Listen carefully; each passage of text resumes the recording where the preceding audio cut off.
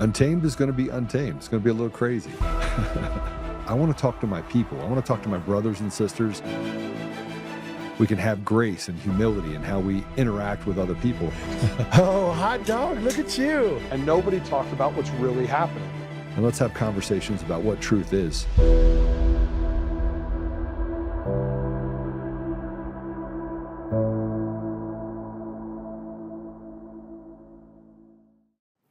However, given Senator Paul's obvious obsession with calling for my prosecution, his repeated slanderous comments about me, and recently his publicly releasing my unredacted personal diary aimed at embarrassing and intimidating me, the only conclusion I can reach is that the sole reason he is calling me before this committee is to get me to say something, anything, that could vindicate his repeated public pledges that I end up, in his words, quote, behind bars, unquote.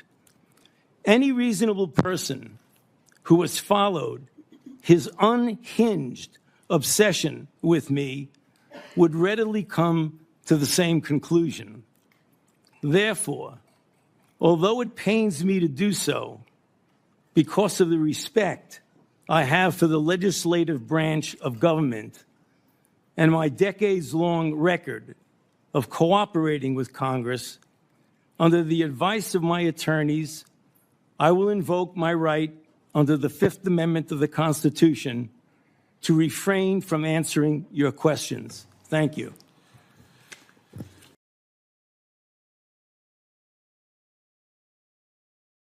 I don't think he invoked his Fifth Amendment right based on being called into question the ability to want to be prosecuted for crimes that he committed.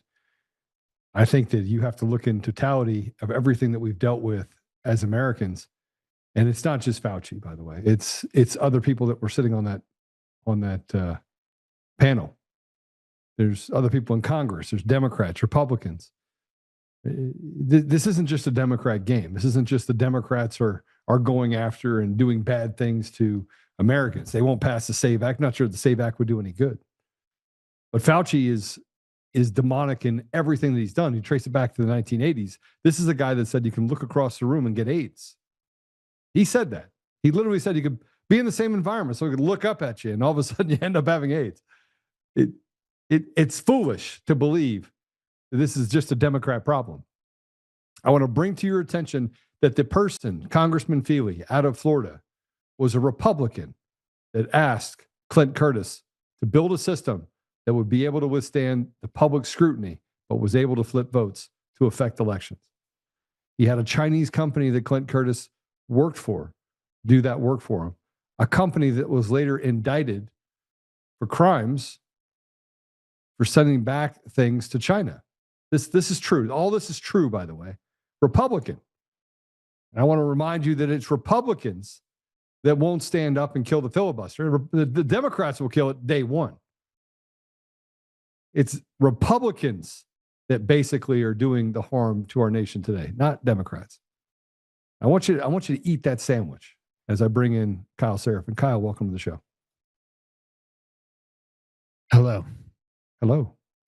What's going Sorry, on? I had to open with the fact that I'm tired of everyone saying it's the Democrats. The Democrats haven't been anywhere near any position of power in Congress for 2 years. And they've done absolutely nothing except to give themselves raises and, pad Hallelujah. Welcome to the team. Even more. Yeah. It's not that I don't espouse the values that it's supposed to represent. It's that it doesn't represent the values that it says it represents. It's not even close, man. Yeah, it's really disappointing. Nobody likes being right when what being right means that you lose. This reminds me that there was a great X-Files episode. It's a long time ago. I was a kid watching it, and the guy's name is Peter.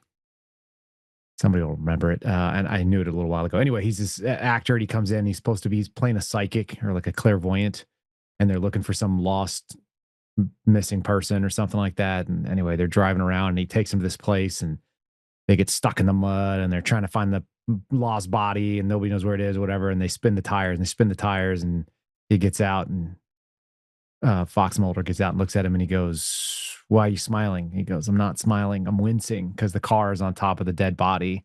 The body's under the mud and it's spinning and it's revealing this face under the tire. And it's horrific." It's like, it's not exciting to be right if it means bad things for you and your family.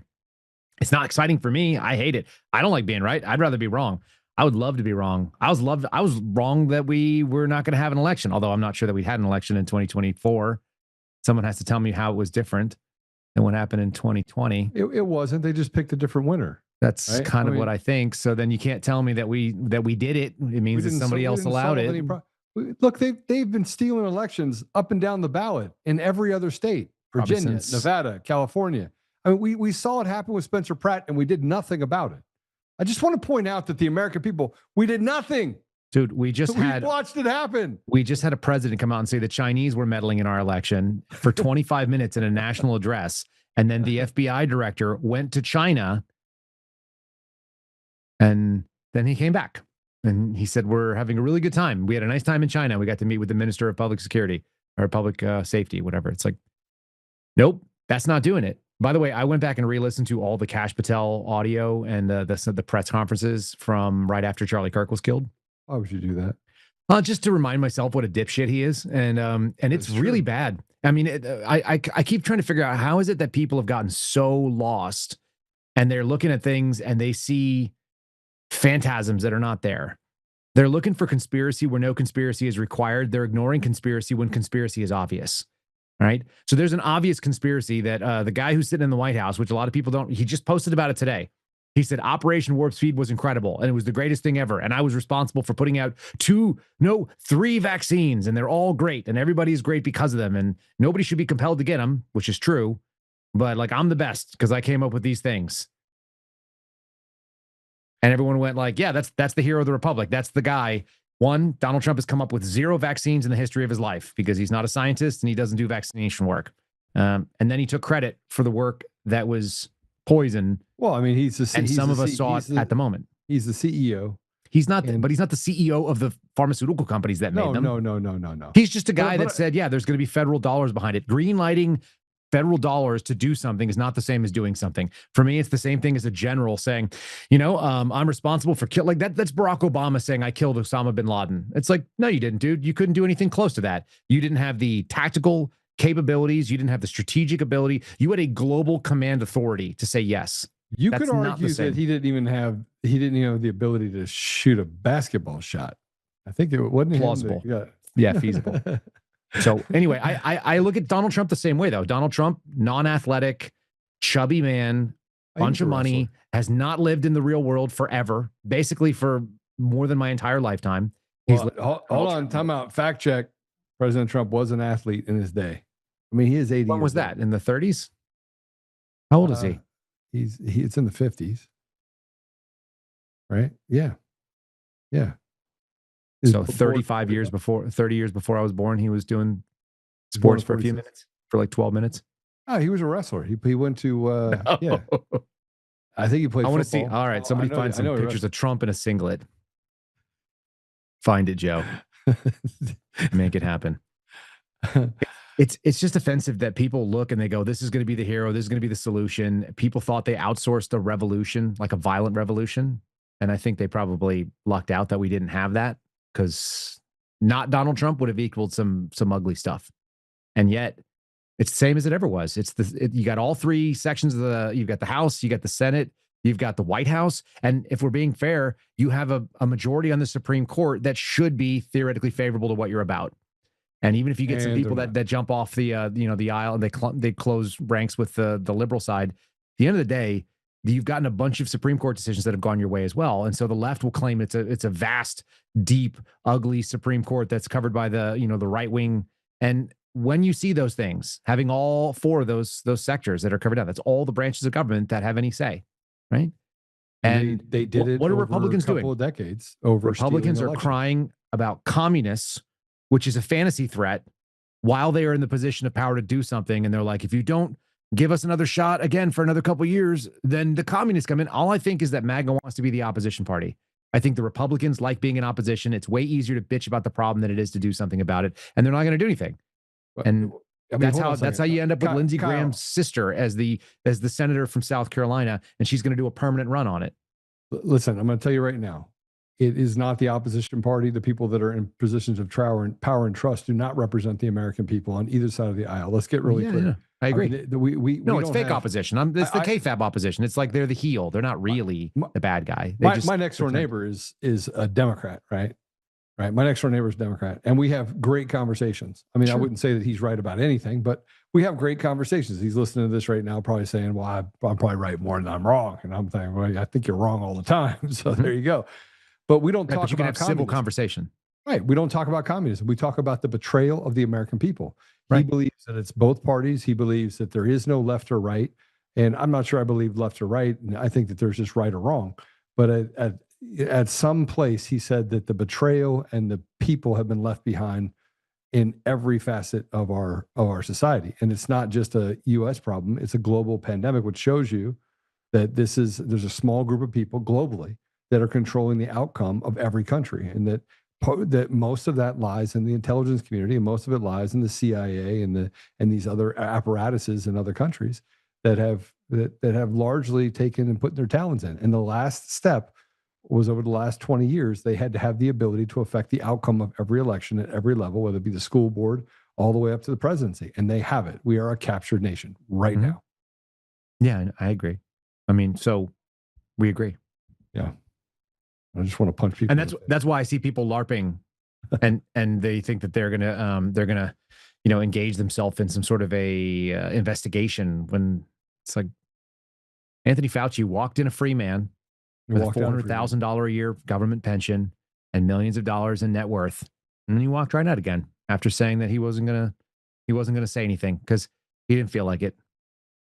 And let's be real clear about why he didn't, right? Because he wasn't in legal jeopardy based on the actual requirements and the sort of the necessity of the protections of the Fifth Amendment. That's not what he was doing. It's embarrassment. That's why he called out, "You published my public journals." It's like, well, he said they were private, but they were government property, were they not? Or they were government property. That's why they were published. So they weren't. That's like me going in and saying, "You published my FBI emails back and forth." Even though every single time you sign on to an FBI computer system or any other government computer system, it lets you know this is searchable by the employer, and that employer is the American taxpayer in theory. So he's out there upset that his actual thoughts got leaked, that he's a fraud, he's a liar, he's been a liar since the beginning. The things he said to the American people were calculated lies. He was relishing the excitement of being seen as a hero, and he believed his own hype. For the first time, probably in his whole life, he was seen in the way that he always saw himself, this narcissistic garbage. And if there was a just world, somebody who lost family members from COVID probably would have killed this man already. I can't believe this speaks to how good and decent people are in this country, because there's a lot of evil shitheads that should have been killed off. And in any sort of like historical precedent, they would have been dragged out and killed. And so they haven't been. But they should have been. We know why. We know that in times past they would have been, and so that is a unique thing to this timeline. For anybody who thinks this is the most dangerous or violent time ever, it's the least dangerous and violent time, because the most evil people get away with doing really evil stuff, and then they die peaceably in their beds. Wealthy people, and I assume that they'll be judged harshly. So they're probably buying down a lifetime in flame. So I don't have to worry about them as much, but I look at it and just go like, man, it's hard to see that much injustice. And a lot of people are nodding along saying, yeah, and they don't have to be on one side of the aisle or the other. So what are we going to do about it? Right. I mean, I think that's not going to do anything about that. All right. Well, I mean, at the end, I'm going to keep just dealing with my family. This is what I keep saying. I think you've estimated your ability to affect outcomes in ways that I don't think are real, only because it hasn't affected the outcomes that we wanted to see. Yeah. So I think our outcomes that we can affect are within our own limited sphere. And depending on your means, and depending on your mental capability, and depending on your friendships, your network, your age, your experience, your circle may be bigger or smaller, but I don't think we all have a lot. Like, I can't get a freaking stop sign put in outside of my neighborhood where people run into each other every week. if there's a really dangerous two-way, should be a four-way stop, and I called ahead and I said, you guys have an ambulance out here once a month. You guys have police out here once a week. You keep having people run into each other because you've imported a bunch of dumb shit like, Indian drivers that don't know how to drive. They are not sure which pedal does what, and they're not sure what the rules are. So they do random things that are unpredictable and people crash. So put a stop sign in. And I was like, honestly, if you want to leave it, I'll dig the post hole and I'll put the stop sign in. Just give me the, drop the actual signage and I'll install it for you. I'll make it as cheap as possible. It's probably an $800 solution. That's on the high end. Well, you can put your own stop sign up. It just becomes a suggestion. That's not a bad idea. I like that. You can actually do that. I mean, that is legal in Texas. I don't know if that's true. I think that's probably not true. I think it's a publicly maintained road, so it's actually handled by the county. So I talked to the people. The guy seemed really like he was on board. He took it. He was a nice man that took my complaint and said, I want to have somebody come out and survey it. And anybody can see you're coming around a blind turn at 40 miles an hour into a thing that should be a four-way stop. And people are trying to get across a north-south. That is a main road getting people into the neighborhood. And anyway, I can't get that done. So that really will help you assess your own limits. If you can't get a stop sign if you can't get a traffic light put up, or you can't get a speed bump installed on your own road where you live, that is an actual danger and would benefit the public. And I've made several calls over the last, couple months. If that's not feasible, and this is the easiest thing in the world. And by the way, I've seen them add a stop sign in my time that I've been in this neighborhood. So it's not like it's not a thing that they've done before. They just can't get it done. So if I can't get that, then I'm going to really have to reestimate what is my sphere of influence. And it's not big. And so I think I've told you my 6 Fs. I keep growing. I had 4 Fs. Now they're 5. Now I get 6 Fs. There's 6 F bombs that won't offend anybody. So that's where I'm at right now. That's what I stick on in order, and in the order that I can accomplish them. And then in the order I think that they are important. You ready? Yeah. I've already heard it. So everyone else needs to hear it. Number 1 is faith. That's 100% within your control to work on. It doesn't mean that you're going to be good at it. It's probably something that we as men are challenged by regularly. So Faith is 1, family is the other. We can all be better to our family. We can all be more caring, attentive. We can more be involved. No matter who you are, even in the most perfect relationship, there's more you can do for your family. So you can do those. Your fitness, we all need that. I don't know anybody that thinks they're the fittest person in the world and they need no fitness. So work on that. That's easy. That's in your wheelhouse, and you will continue to struggle with that until you die. And as you get older, you'll get less fit, and so you have more work to do. Firearms capabilities to be able to defend those things that I said above, and your ability to engage in them. So you work on your guns, you work on your weapons handling, your safety, and your tactics and your techniques and your maintenance. That needs to be done. And then below that, which is related to that, is food. That's the other thing, food safety and security. So whether it's growing your own or storing your own. And then lastly, our sense of humor, having a little bit of fun with it, because otherwise we all go nuts. And that's all within your control. Like those are within your household. Those are things that can happen on your street. You can do all those things. Outside of that, like I actually do think that we're pissing in the wind. I think that people should know why they are focusing on the things that they need to focus on. And I think it's that by understanding national problems and state problems and then even local problems, what you've done is you've given yourself permission to recognize that you can affect them. And so it's like going into an In-N-Out. Hold on. I don't know if I agree with that. I know you don't, but it's like going into an In-N-Out. The minute you choose, you go into an In-N-Out, you've made all the decisions that are necessary. You recognize that they're not going to serve you anything outside of a burger at In-N-Out and fries. And it's not going to taste good. I think it's great, but I think it's better. What do you like? Whataburger? No. What do you like for burgers? I like Thai food. Do you want to hear a funny story about Thai food? No, I was going to dive school. I was going to dive school in Panama City Beach. This is in 2011. And I was going there. I was surrounded by a bunch of guys who had just put on a red hat, and they were combat controllers, special operator, future operators. And I was there with guys that were going through the training to become special operators as pararescuemen. And so like I'm there with my pararescue guys and I'd known both sides of the house, and I knew guys from all over it. And I went out with one of my classmates. He was the honor grad from my NDOC class, which is like the selection. It's a 90-day selection or so, 100-day selection for pararescue in the Air Force. Real difficult program. And this guy's a stud, but he's super wiry and skinny. He had a master's in history. Whenever I saw him in his room, he was always naked, which was very unsettling to me. Like I'd knock on the door, he'd be like, yeah. And he'd open the door and he'd be like facing the mirror and naked. And it's like, dude, did you strip down because you knew I was coming in? What's going on here? He's a weird dude, but smart, interesting, always dated women that were 15 years older than him, that kind of guy. Oh, that guy. And Dated mommy, had mommy issues. Just a weird dude. But he was Turns out smart. his mom had him when he was 15. Who knows? He was a fun guy. So Scott and I go out and we have lunch one day at this Thai place, right? And we go in, and I like Thai food too. Like I like a bacon cheeseburger as a general default, but like if you give me Thai, like that might be the option I choose. So we go to this Thai place and we sit down, and this like lady, you know, this like she would be cute, except she had like a messed up grill, and she had like braces, and which makes her look younger than she probably is. And she's Asian, so she could be 15 or 50, and I don't know. So this 49-year-old Asian woman who looks like a teenager with braces comes out and starts talking to us and giving us the thing. And it's like, yeah, I'm going to have a chicken and pad thai. And like, that's my thing. And then she's like, how spicy? And I'm like, just look at me and make a guess. I don't know. Like, however spicy you think I need. She's like, okay. She was very judicious. She was obviously a kind heart. And then she looks over at my friend and he says something, and he like orders some deal, whatever, some curry or something like that. And she's like, you know, how spicy? And he goes, yeah, make it Thai spicy, Thai hot. And she goes, oh, no, you not do that or something. Yeah. And then my buddy starts talking to her in Thai.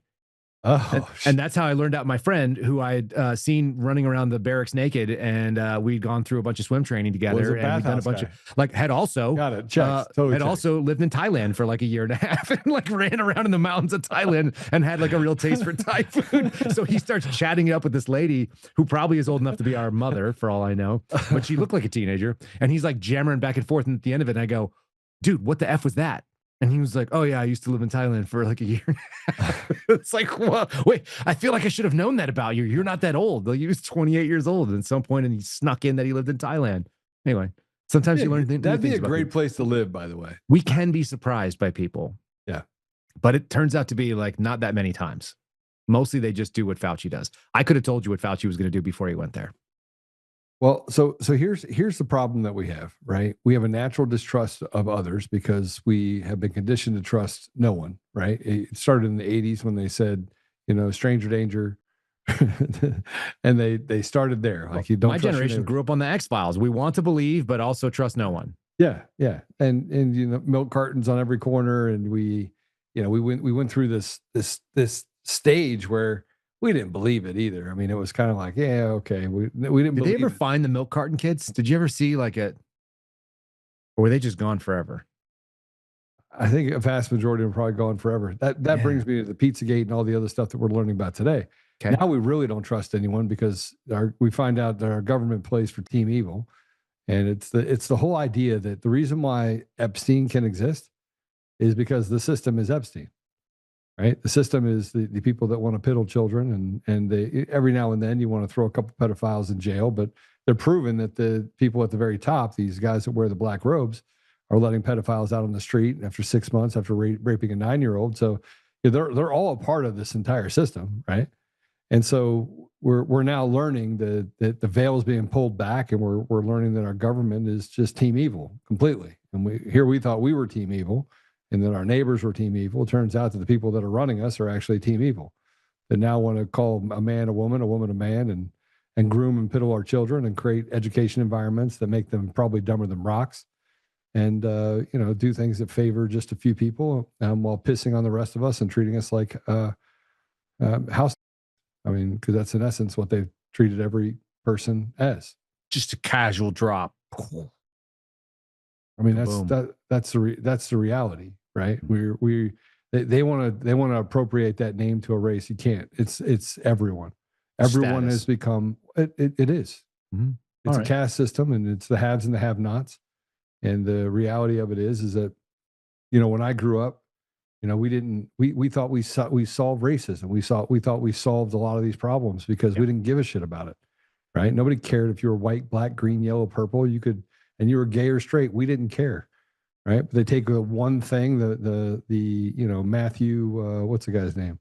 Matthew Shepard. Yeah. Make that up. That guy tied to a fence post or whatever and make up some big story, you know, and look, how many people actually know the story of Shepard and the whole Laramie project, that it's a complete sham?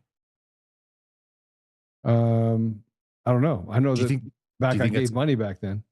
Do you think it's commonly known that whole thing was based on like false information? No. You know that? No.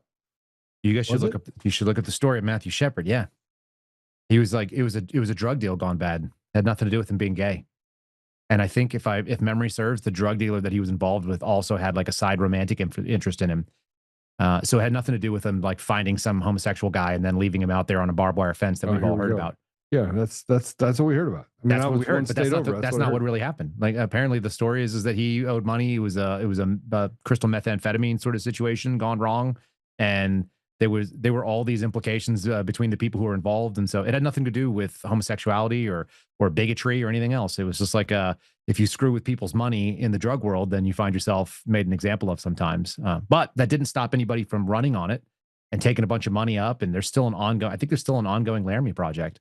I think they still collect money, and they pretend to be this virtue signaling group when in fact, like I'm pretty confident that it'd be like naming something after George Floyd. You're like, oh, St. George Floyd of fentanyl, that guy. Like that's what we're talking about. But look, I mean, I'll just tell you, back in the day, I think it was like 96 as this happened, 97, I think. I don't remember 96, 97. I remember the whole story from what it was told. I just remember looking it up later and going like, oh, I was wrong. Yeah, well, I mean, look, I'm this many days old when I found out that I'm wrong. Like I never went back and looked it up ever again.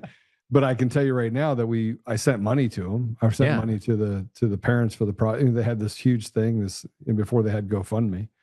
To send in money to help out. So I did, because the idea of just killing someone because of they're gay, I found reprehensible, right?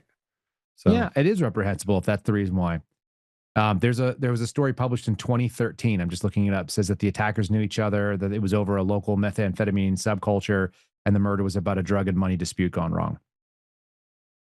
Yeah. And essentially everybody had an instinct in not pushing that forward because it was a lot more salacious. It was 1998 was the original murder. Yeah.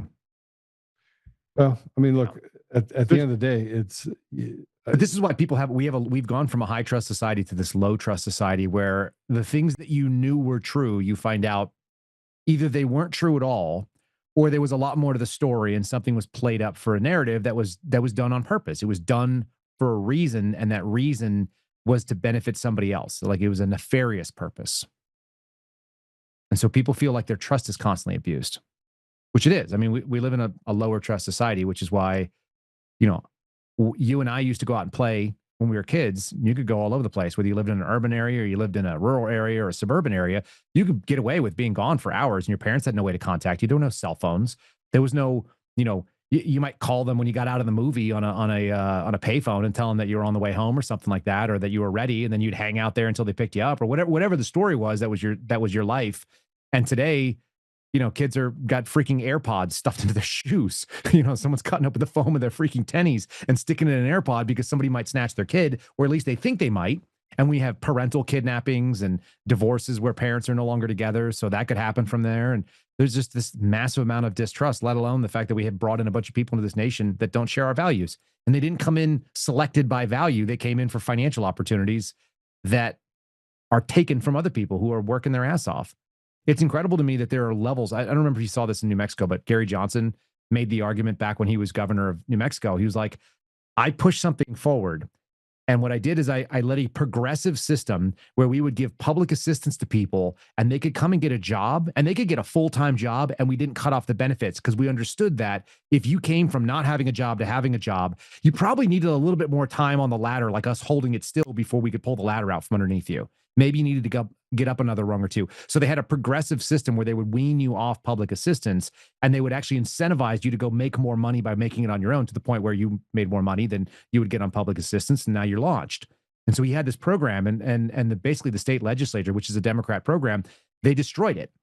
He said all the help wanted signs went down all over the state for as long as they were doing his plan. And the minute the state legislature got involved and was able to cut funding and say they were no longer going to do that, it went back up, because there's this captive mentality. I mean, all that is done in bad faith. And so anyway, it's meant to make slaves of people in the community.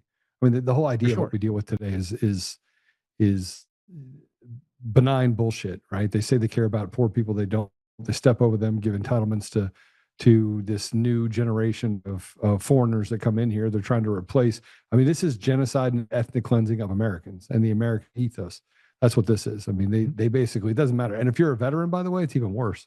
It's even worse. They have maybe the VA will do something for you if they're forced to, because the media comes out and says something about you, or maybe you get a congressman to pay attention just once in your miserable life as you're going through things, and then maybe they do something for just you. But there's 2,000 people behind you that are committing suicide because, frankly, they have no hope, and there's no. They never were able to transition from one mission to another, and nobody ever showed them how to do it. I've seen the mission failure there. Do you want to know something crazy? VA story, personal one.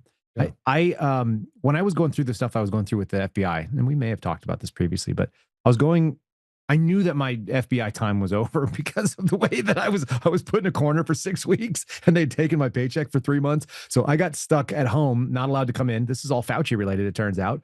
And then this is in early 2022. I come back into the office because they changed the rules. This was a Fauci thing as well. And I literally was put in a corner and I sat there for 6 weeks with no work. And you can imagine what a lunatic I am not having work. So like I'm like doing runs on the treadmill, wearing plate carriers and trying to figure out some way to get fitter. And I'm doing, refreshers for emergency medicine. And then they set me on some wild goose chase out into the borderlands and went out there with body armor on and a helmet and all this stuff because I thought they were going to try to kill me. But anyway, I end up getting removed from my job in April of 22. I'm on permanent suspension. And so I go, well, this is obviously not going to work out with this agency, so maybe I can get another federal job. And since they had pulled my security clearance, I was limited in what sort of federal investigator jobs I could do, which was under the category 1811. And so I found an 1811 job. I found a couple of them. Some were at the Postal Inspection Service. You didn't need a security clearance. And the one that was most promising and the most interesting to me was a job in Spokane, Washington, with the Office of the Inspector General for Veterans Affairs for the VA. And what they do, and they're really small. There's like 1,100 or 1,200 people involved in the entire OIG.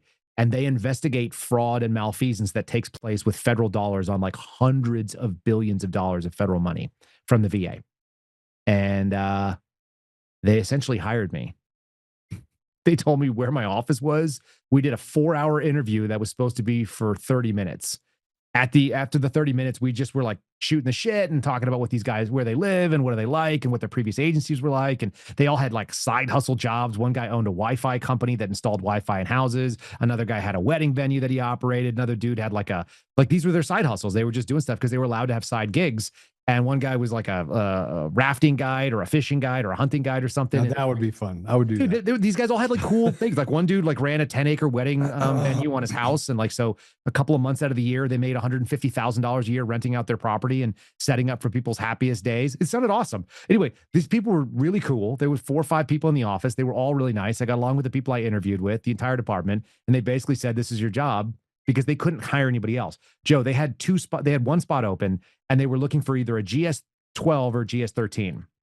So precedence goes to the higher pay grade. I was the only GS-13 that applied.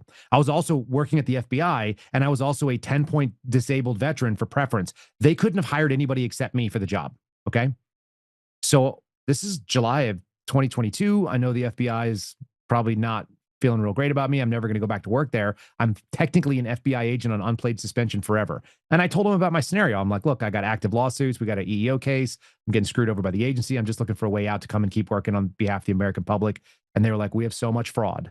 You could literally work every fraud case and we would never run out of fraud here because people are constantly stealing money from the VA that should go to vets. And we love having vets in here that have a vested interest in it. And I was like, on board, right? I never got a call back for that job. You know what they did? They never hired anybody for that position because legally they would have had to hire me. And so what they did instead, and this is the fuckery that goes on inside our government, they just decided to not hire anybody until that announcement lapsed. And then quietly, a couple months later or whatever, I'm sure they announced another one. And by that point in time, I realized I was never going to get another federal job. And that was right about the time I ended up going on Daniel Bongino's podcast. So I basically closed off the door of going to work for the government again. But they ran me out of it by just running out the clock. And there's only so many months you can go without a living before something, you're like, well, I guess I'm not going to do that. I wanted to go find fraud in the VA. And I would have been good at that, it turns out. I would have been really good at it. It was a place I wanted to go live. Instead, what they do is they have the people that are committing the fraud inside of the VA that are stopping you from getting to the fraud because they're actively involved in it. It's highly plausible. And so, you've got an enormous agency. I mean, think about the people. I've never had a VA doctor that was a white guy. They were all Indian. Oh, they were all Indian, all of them. You're in Texas comical now, right? Mm-hmm. Go to Costco. Well, I can go to any Costco and I can find all the Indians. I don't know how. I don't know what they're doing. Why are they there at all hours? I don't. Joe, I've never seen anything like it. It doesn't matter what time you're there. It's like 90% Indian. You see? Yeah, beep, beep, beep, beep. I'm in a new. We have a new Costco that opened up within a mile of my house. Yeah, and so it's brand new. It's been open for a couple of months. I think it opened just before the summer, and it's 50% Indian on any given moment. Are you ready for actually this? Pretty cool. This is a Costco story. So I'm at Costco. I'm sitting there. I didn't want to be at Costco. My wife wanted to go to Costco, and I'm like, all right, fine, I'll go to Costco. And I think she tricked me into going to Costco. She did trick you. She tricked me because I don't like being out. I just don't. I don't like it. What vehicle were you taking? I took the Cybertruck. Cybertruck. Okay, Texas trip. Yeah. I was in Texas. I'm in Texas right now. My niece is here. We took her to SeaWorld. It's kind of a fun deal. I wanted to just drop her and her friend off. They're 12 years old, right? We're at the family compound. We just went down there. We said, okay, well, just drop them off. And then my wife's like, do you think we could drop them off? I mean, there's a lot of crazy people. We're close to the border. She made this whole We're thing. not that, to be fair, San Antonio is not that close to the border. It's close enough. It's 2.5 hours. Yeah, but it's not that close. I mean, you could drive across whole states in less than 2.5 hours. You can't get to a state in 2.5 hours from here. No, not in Texas, but in like the Northeast, people could drive across 2 states or 3. But her fear is that you get some person, that 3 hours and you'll never see him again. You'll never see him again. So I'm like, all right, I'll go. It's not all that common, just so people are. So not only did I go to Costco, but I also went to SeaWorld. I just want you to know I went to SeaWorld. Oh, dude. And then of all the places that I want to go, that's the least. That is the least. I'd rather go to Slitterbomb. Which is also bad, but at least there's not dolphin torture there. Yeah, it's not that bad. But anyway, we went to SeaWorld. You think the dolphins are happy? No. You think the orcas are happy? I think SeaWorld is in the middle. It's in the middle of this. If Disney is the happiest place on Earth, I think SeaWorld might be the saddest place on Earth. Yeah. It's just a bunch of like sentient animals that are being held captive. Shamu 21.0. Yeah. Have you never seen Free Willy? I mean, this is not a happy story until he escapes. But at least they made the tanks bigger. They made the tanks bigger. Did they? At least they're hanging. Yeah, I think so. I don't know. I always saw the tank that they were in. But let me get back to my Costco story, because this is a great part of the story. Right? So I'm at Costco. I'm already pissed off. Don't really want to be there. Right? And I was telling people this yesterday. And I parked right in front of the little freezer deal. And, Erica goes in and I'm sitting there. And my cart is here. And there's like a way you can get around me. But this guy in hijab, a Muslim guy, goes, move.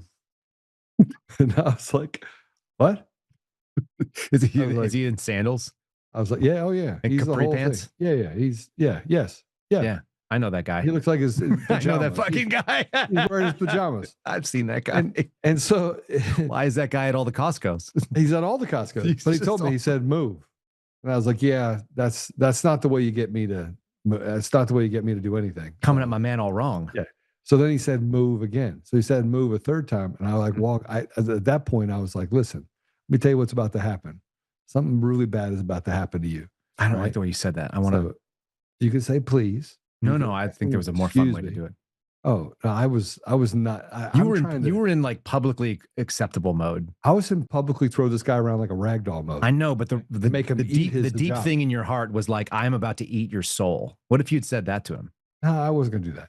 I was very calm when I walked up to him, and you could see the fear in his eye of just the fact that of what was in my eyes. It was a tactical error on his part. I have a lot of pent up anger, and I'm at Costco. I just want you to know I'm at Costco right now. There's concrete floors here, guy. Yeah, you're in sandals. See those muffins? You're about to choke on them. You're about to choke on the muffins anally. Okay? I'm about to fist pump you with some muffins. You're about to get a bran muffin and a blueberry. It was your ass. It was that was my Costco. Why did he think? Well, like here's the question though. Why did he think it was appropriate for him to say move to you? Well, he had this look on his face like he could just tell anybody anything, and he looked for all the white people. Right? Yeah. I wasn't the only one. I saw him from about where he cut. But he did miscalculate. He miscalculated a lot because I was going to tear his face off. Right? Nobody tells me to move. I want somebody to do that. I dream of this. So, I have a tactic when I go to Costco. I load up. I do a battle cart. Do you ever do that? No. I get the heaviest thing that I'm going to buy, and I make sure I load that first. So if I'm buying like 150 pounds worth of, whatever rock salt for the water filtration unit in the house, or whatever like the softener. Said no one ever. Why the hell would you have a rock salt softener? It's terrible for you. Whatever it's called. It's a water softener, and it makes weird noises if I don't put the salt in there. So you bet the salt. It's like $8 a bag. So I put in like 150 pounds of cart, and then I put a kit or two in there. So I got another like 70 or 80 pounds in there. And if I'm buying water, I put the water in there. So my battle cart weighs like upwards of 250 pounds. And I've had a couple of people that like made it, like they did a brake check on me while I was moving the battle cart, and I ate them. I just went right through them. I chewed up some Asian woman in front of my dad, by the way. My dad died laughing. He's like, whoa. And it's like, I ran right over this woman, and she goes, ah, like ran over her Achilles heel because she stopped for no reason, illogically in the middle of a main, like a main thoroughfare. She stopped. She looked at me like, what have you done? And I go, get out of the way. And then just like, you made a choice. I thought maybe she was going to ask you what spice level you wanted. And you're like, I want it all. I gave it to her Thai spicy. She got the battle cart. She got 300 pounds worth of whatever the hell was in it coming right over the top. And it chewed up her ankle. Nobody screws with the battle cart when they see that it takes you a little while to decelerate. It's like driving the semi. And you're probably not doing the decelerate the way it normally is. You're like, oh, you're like a Republican in Congress. Oh, I'm trying to stop it. Oh, I'm trying to stop. Well, it depends.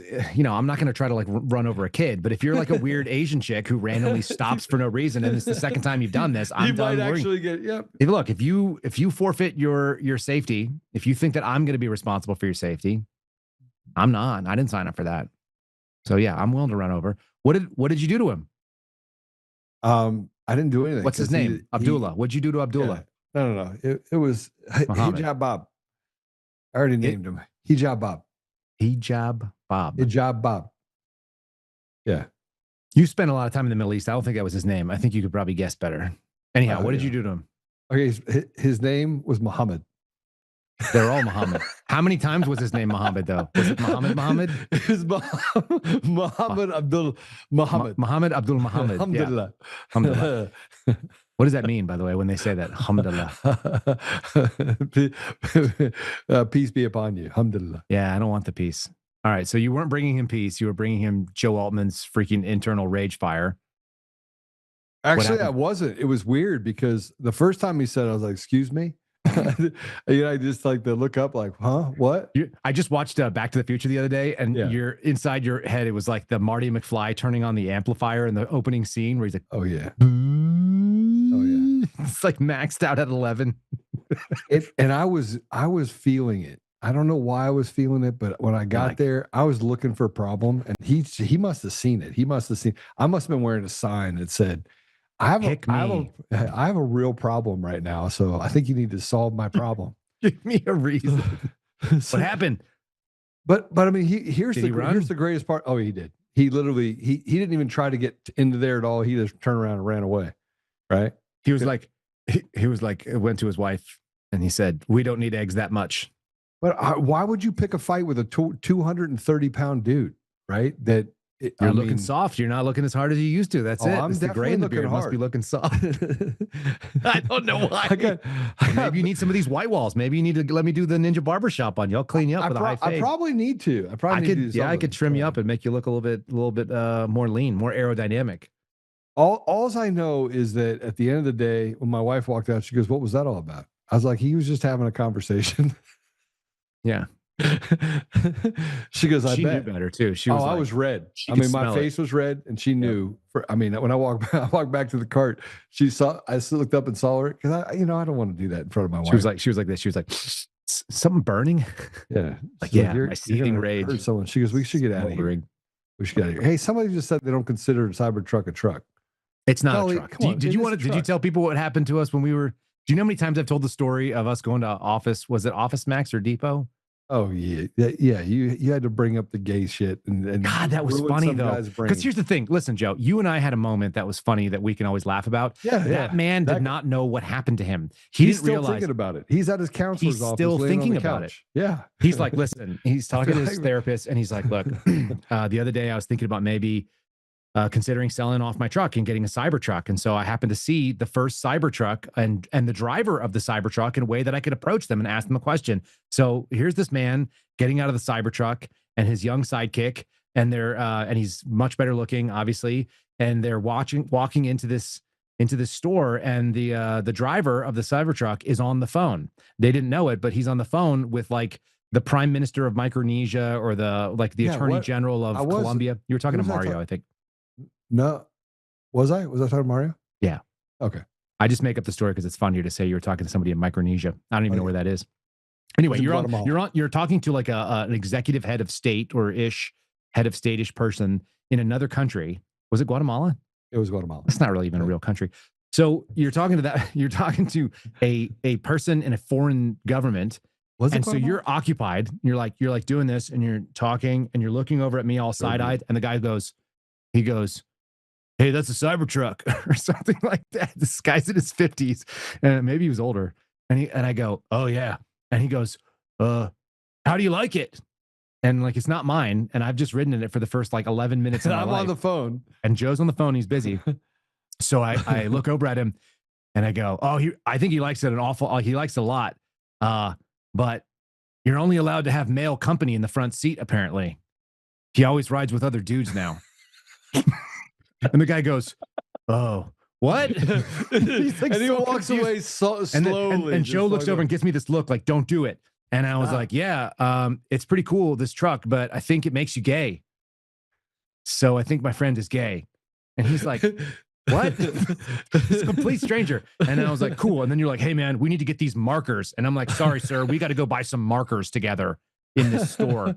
And then we're going to ride back home together." Bye. It was nice meeting you. And he walked off like so confused. He walked off pretty fast. Now he doesn't own a Cybertruck because I dissuaded him. No. I'm sure of it. All right. So he's not well after that. No. All right, we got to get to some of this stuff that I want to talk about. What are you talking about? Joe, the thing that makes me happy is that you and I had a weird moment where I can make fun of you, and it was in front of somebody else, and that guy doesn't know what happened. And I don't care. I mean, and he's permanently the victim of that story. Yeah, he is. Yeah, that's what I'm saying. All right. So I want you to see this. Josh Hawley grills Fauci. Can we put grills in air quotes? Well, I got something for grills for you. I'm just going to say, if somebody grills you and you walk away unscathed, did they actually grill you, or did they just turn on the grill and then tell you that they had it? Yeah, Fauci walked away a millionaire, and he walked away with a $400,000 government pension, and still not in prison. Like, still no accountability. That's assumed. He's fine. Yeah, he's gonna die a rich guy in his bed. All right, play it. Chairman, well, nothing says honesty like taking the fifth, huh, Doc? Let's try something. What day of the week is it today? On the advice of counsel, I respectfully decline to answer based upon my rights under the Fifth Amendment to the Constitution. What color tie are you wearing? On the advice of counsel, I respectfully decline to answer based upon my rights under the Fifth Amendment to the Constitution. What color's the carpet in front of you? On the advice of counsel, I respectfully decline to answer based upon my rights under the Fifth Amendment to the Constitution. Let's just get one thing straight. You don't have any rights under the Fifth Amendment because you've been pardoned, as you very well know. As the Supreme Court has been clear for a century and more, Brown versus Walker, 1896, when he has been pardoned, he may not stand upon his privilege. You know that. Your lawyers sitting behind you now shifting nervously in their chairs. They know it. This isn't about the Constitution. This isn't about the law. This is about contempt. Contempt for this body and contempt for the American people. But I think I know why you're doing it. It's because you don't want to answer questions.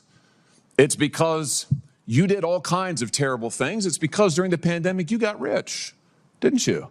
You got rich while people were dying, hundreds of thousands of Americans, over 1 million in the end, and you were getting rich. And not only were you doing that, you were using federal employees with taxpayer money to apply for and solicit cash prizes for you personally. Cash prizes totaling over $1 million. You did all of that during the pandemic, didn't you? That's a question. On the advice of counsel, I respectfully decline to answer based upon my rights under the Fifth Amendment to the. You think he knows that the pardon that he got from Biden is not real? It was signed by the auto pen? No, I think he knows that that body has no ability to affect anything because it's a legislative body and those hearings are all theater and there's literally no outcomes that come out of it. Who was the last guy that was held in contempt of Congress that we know of? Steve Bannon. Yeah, he went to prison. Why? Well, I mean, because he's a fat man that literally is a piece of shit that was Epstein's good friend. I mean, if you want to know the truth. Right. I hate Bannon. I want to punch that fat man in his face. I can't stand anybody that would stand with a guy like Epstein. You stand with a guy like Epstein, you're dog shit. You cannot redeem yourself. You knew he was a pedophile. You knew he raped a child, and you still stood with him and was best friends with him and stayed in his little thing and said, "We're going to make you likable." No. You're just a stupid fat man. No, I hate that man. Hate that man. It's the only people I've seen that have been actually imprisoned have been done so by leftists that were in charge. Yeah. Because that's their jam. Republicans don't have the spine to do that. They don't go after people for contempt of Congress. Or contempt of the Senate. They don't. They just haven't. I mean, I'm open to being wrong. Let it happen. Listen, I don't think anything will happen. I don't know what the cashy markets are or what the what the poly market says. It's 9% now. It's still an 89% chance that he actually, or 91% chance that nothing happens to him. Yeah, because nothing happens. Because people know the smart money is betting on the status quo being maintained, and that people who get away with doing evil stuff, like the problem Republicans will do is they'll game it out. The Democrats would run through a pardon in a heartbeat if it was important to them. And so this is the only time when I see that there's a difference, even though I think the teams are they're playing off the same sort of sheet of music. There are different tactics being utilized by the team depending on what brand name you get. Just in like Stone Cold Steve Stunner or whatever, what the hell, Stone Cold Steve Austin gets to do the stunner and another guy has to do some other move. Like they have different moves. And the move that you see the left is willing to do is that they're willing to progressively chip away at things that we used to consider to be, what's a good word for it? Like they were red lines, they were Rubicons that generally would not be crossed. And that's kind of their jam. They push across things. They're willing to move the the standards that the public is willing to accept. So we'll have the raid of a Republican president's home after he's no longer in office. We'll do that. We'll send federal law enforcement there. You wouldn't have seen that over the previous guys. So you got to cross red lines with them. That means it's open to do that again now. So now you could see it happen to left or right. But they'll break that pane of glass. But I just don't see anybody that was a hero to the Republic under Trump previously. Didn't he get a Congressional Medal of Freedom from Donald Trump? Who? Fauci. Who did he get a Medal of Freedom from? He got it from Biden. He did not get it from Trump. Trump wants to have that guy literally hung by a bridge. And it can't happen fast enough for me. He was given a Presidential Medal of Freedom by Bush. Who was? Fauci. I just looked it up. I'm sitting over here looking at it. Fauci's been diabolical since day one, since the 1980s. I mean, for sure. But I don't think he's a part of the tribe. What are they going to do to that guy? Past that. What's up? I said he's one of the tribe. He's part of the tribe. Is he? I thought he was Italian. The synagogue of Satan. Yeah. Well. Look, the guy is just. This is my problem: is that we can't ever get to the bottom of it because. Well, look what we got though. We got Josh Hawley, yeah, who was championing SNAP benefits, who voted for the first COVID relief package, who stands on ceremony and acts like he's the tough guy. And yeah, that's great theater. And he's got a great voice and personality for it. And he's clean shaven and he's a good looking guy. He's got a pretty family. He sounds super tough. I sent him a whistleblower disclosure about Chris Wray and misuse of the private jet. You know what happened to Chris Wray? He's fucking fine right now. He's still a millionaire. He's hanging out. So there's more. Nothing happens to these people. Jim Jordan, same thing. I sent him a whole packet of information related to fraud. I talked to Jim Jordan's office for 2.5 years, sending them every single thing that I could think of. Some of it was actionable, and they never even did a criminal referral based on what I sent over because they don't want to start that precedent that their guy is going to be looked at next. Here's what I had a libertarian say this to me in Las Vegas the other day, and it made perfect sense. He said that the Democrat Party's kind of brand ethos is grow government at all costs. Whatever they can, government's the solution to it. But the Republican ethos is no better because they're agnostic about the size of government. They just want to be the ones in charge of it. And so if you don't care about shrinking government, which was the historical position that the political right held in America, if there's not a single side that says smaller government is superior, then who's being represented? And that actually goes against what all common sense people from 20 years ago would have thought. The growth of government for no particular reason other than growing government, at one point you run out of people that can be taxed for it because the tax base is just government. And we're not there yet, but there's an awful lot of people working for our federal government in a shocking number. And that's not just like direct federal employees. We're talking about contractors and businesses that completely rely on the federal government for their existence, which means there are tons and tons and tons of households that are essentially, they are pulling money from a smaller and smaller segment of people working. Now it's still the majority of the economy, but we've left the rails where people were even making the argument that maybe we should curtail the size of the group that's in charge at the federal level, and then forget the state and local because they're everywhere too. Well, so my father sent me a text message. He goes, "Is Jim Jordan okay? Is Paul okay?" And I was like, "No, none of them are okay."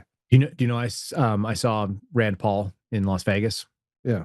I was there with Jim Erdman, who just came out of the CIA. He just went and testified in front of Rand Paul's committee. So yeah. Rand Paul recognized him, completely emotionless to see him.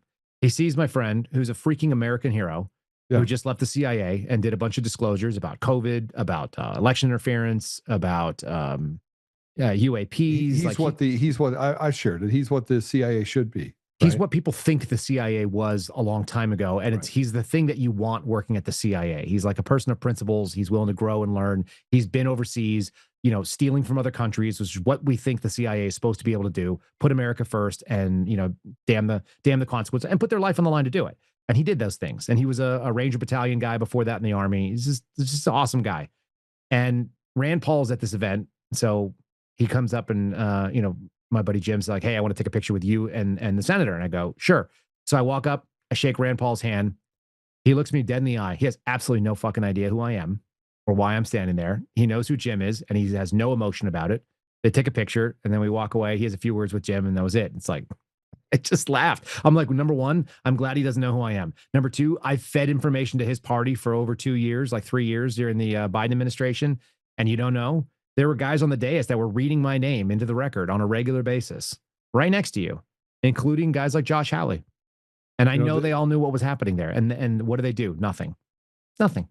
You know the Jan 6 committee? Mm-hmm. So they subpoenaed everyone to testify to the January 6th committee, right? And if there was a group of 50 people that I was with or around on January 6th, 49 of them got called. You know who didn't? Yeah, you. Well, you know why? Tell me. There's this thing that's happening in the government where they, and I said this to you before. Somebody said, "How does Joe know what he knows about the election machines? How did he know so quick? How is he able to figure this out? He wasn't an insider. He wasn't on our team." They can't figure it out. They can't figure it out. They can't figure out the fact that I was able to deconstruct the election system and say, okay, this is how the system works, and this is what the outcome is going to be for the runoff election in Georgia. Mm-hmm. And then when it happened, they were like, "Oh shit!" So then after all this happened, they're like, "We have no idea what he's going to say, and if this record gets out there, it could be really bad."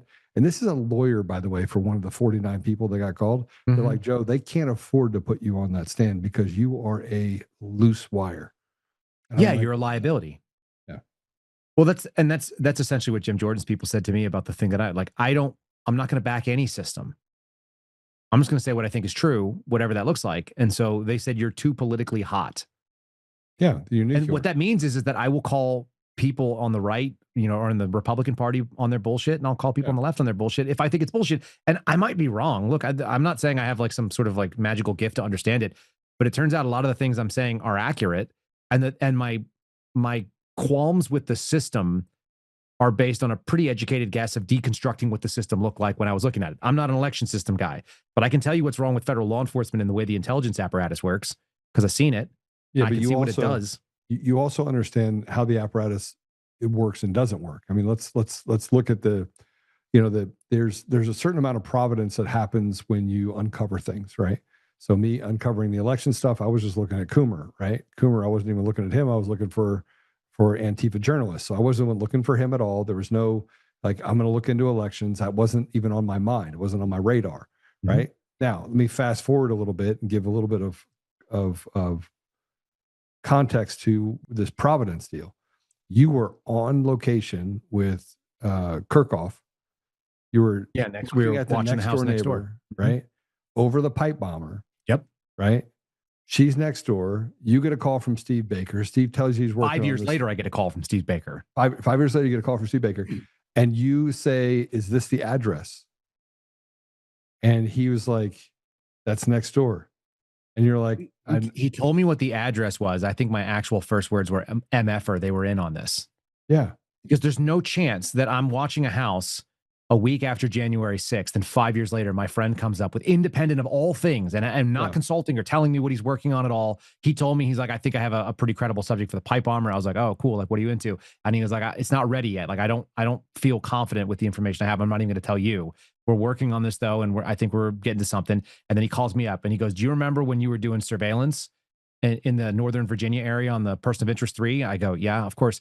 And he goes, the address of the person I think dropped the pipe bomb is a half mile away from the train station that you were talking about. And I go, then you said, what's the address? What was the address? Right. And then he tells me, he goes, I got to look it up. I'm driving right now. And I go, never mind. Let me ask you, was it on this street? And the street is, Joe, the street is, it's a cul-de-sac in an apartment building of like condo buildings. And there's 12, probably there's 12 duplex homes on there.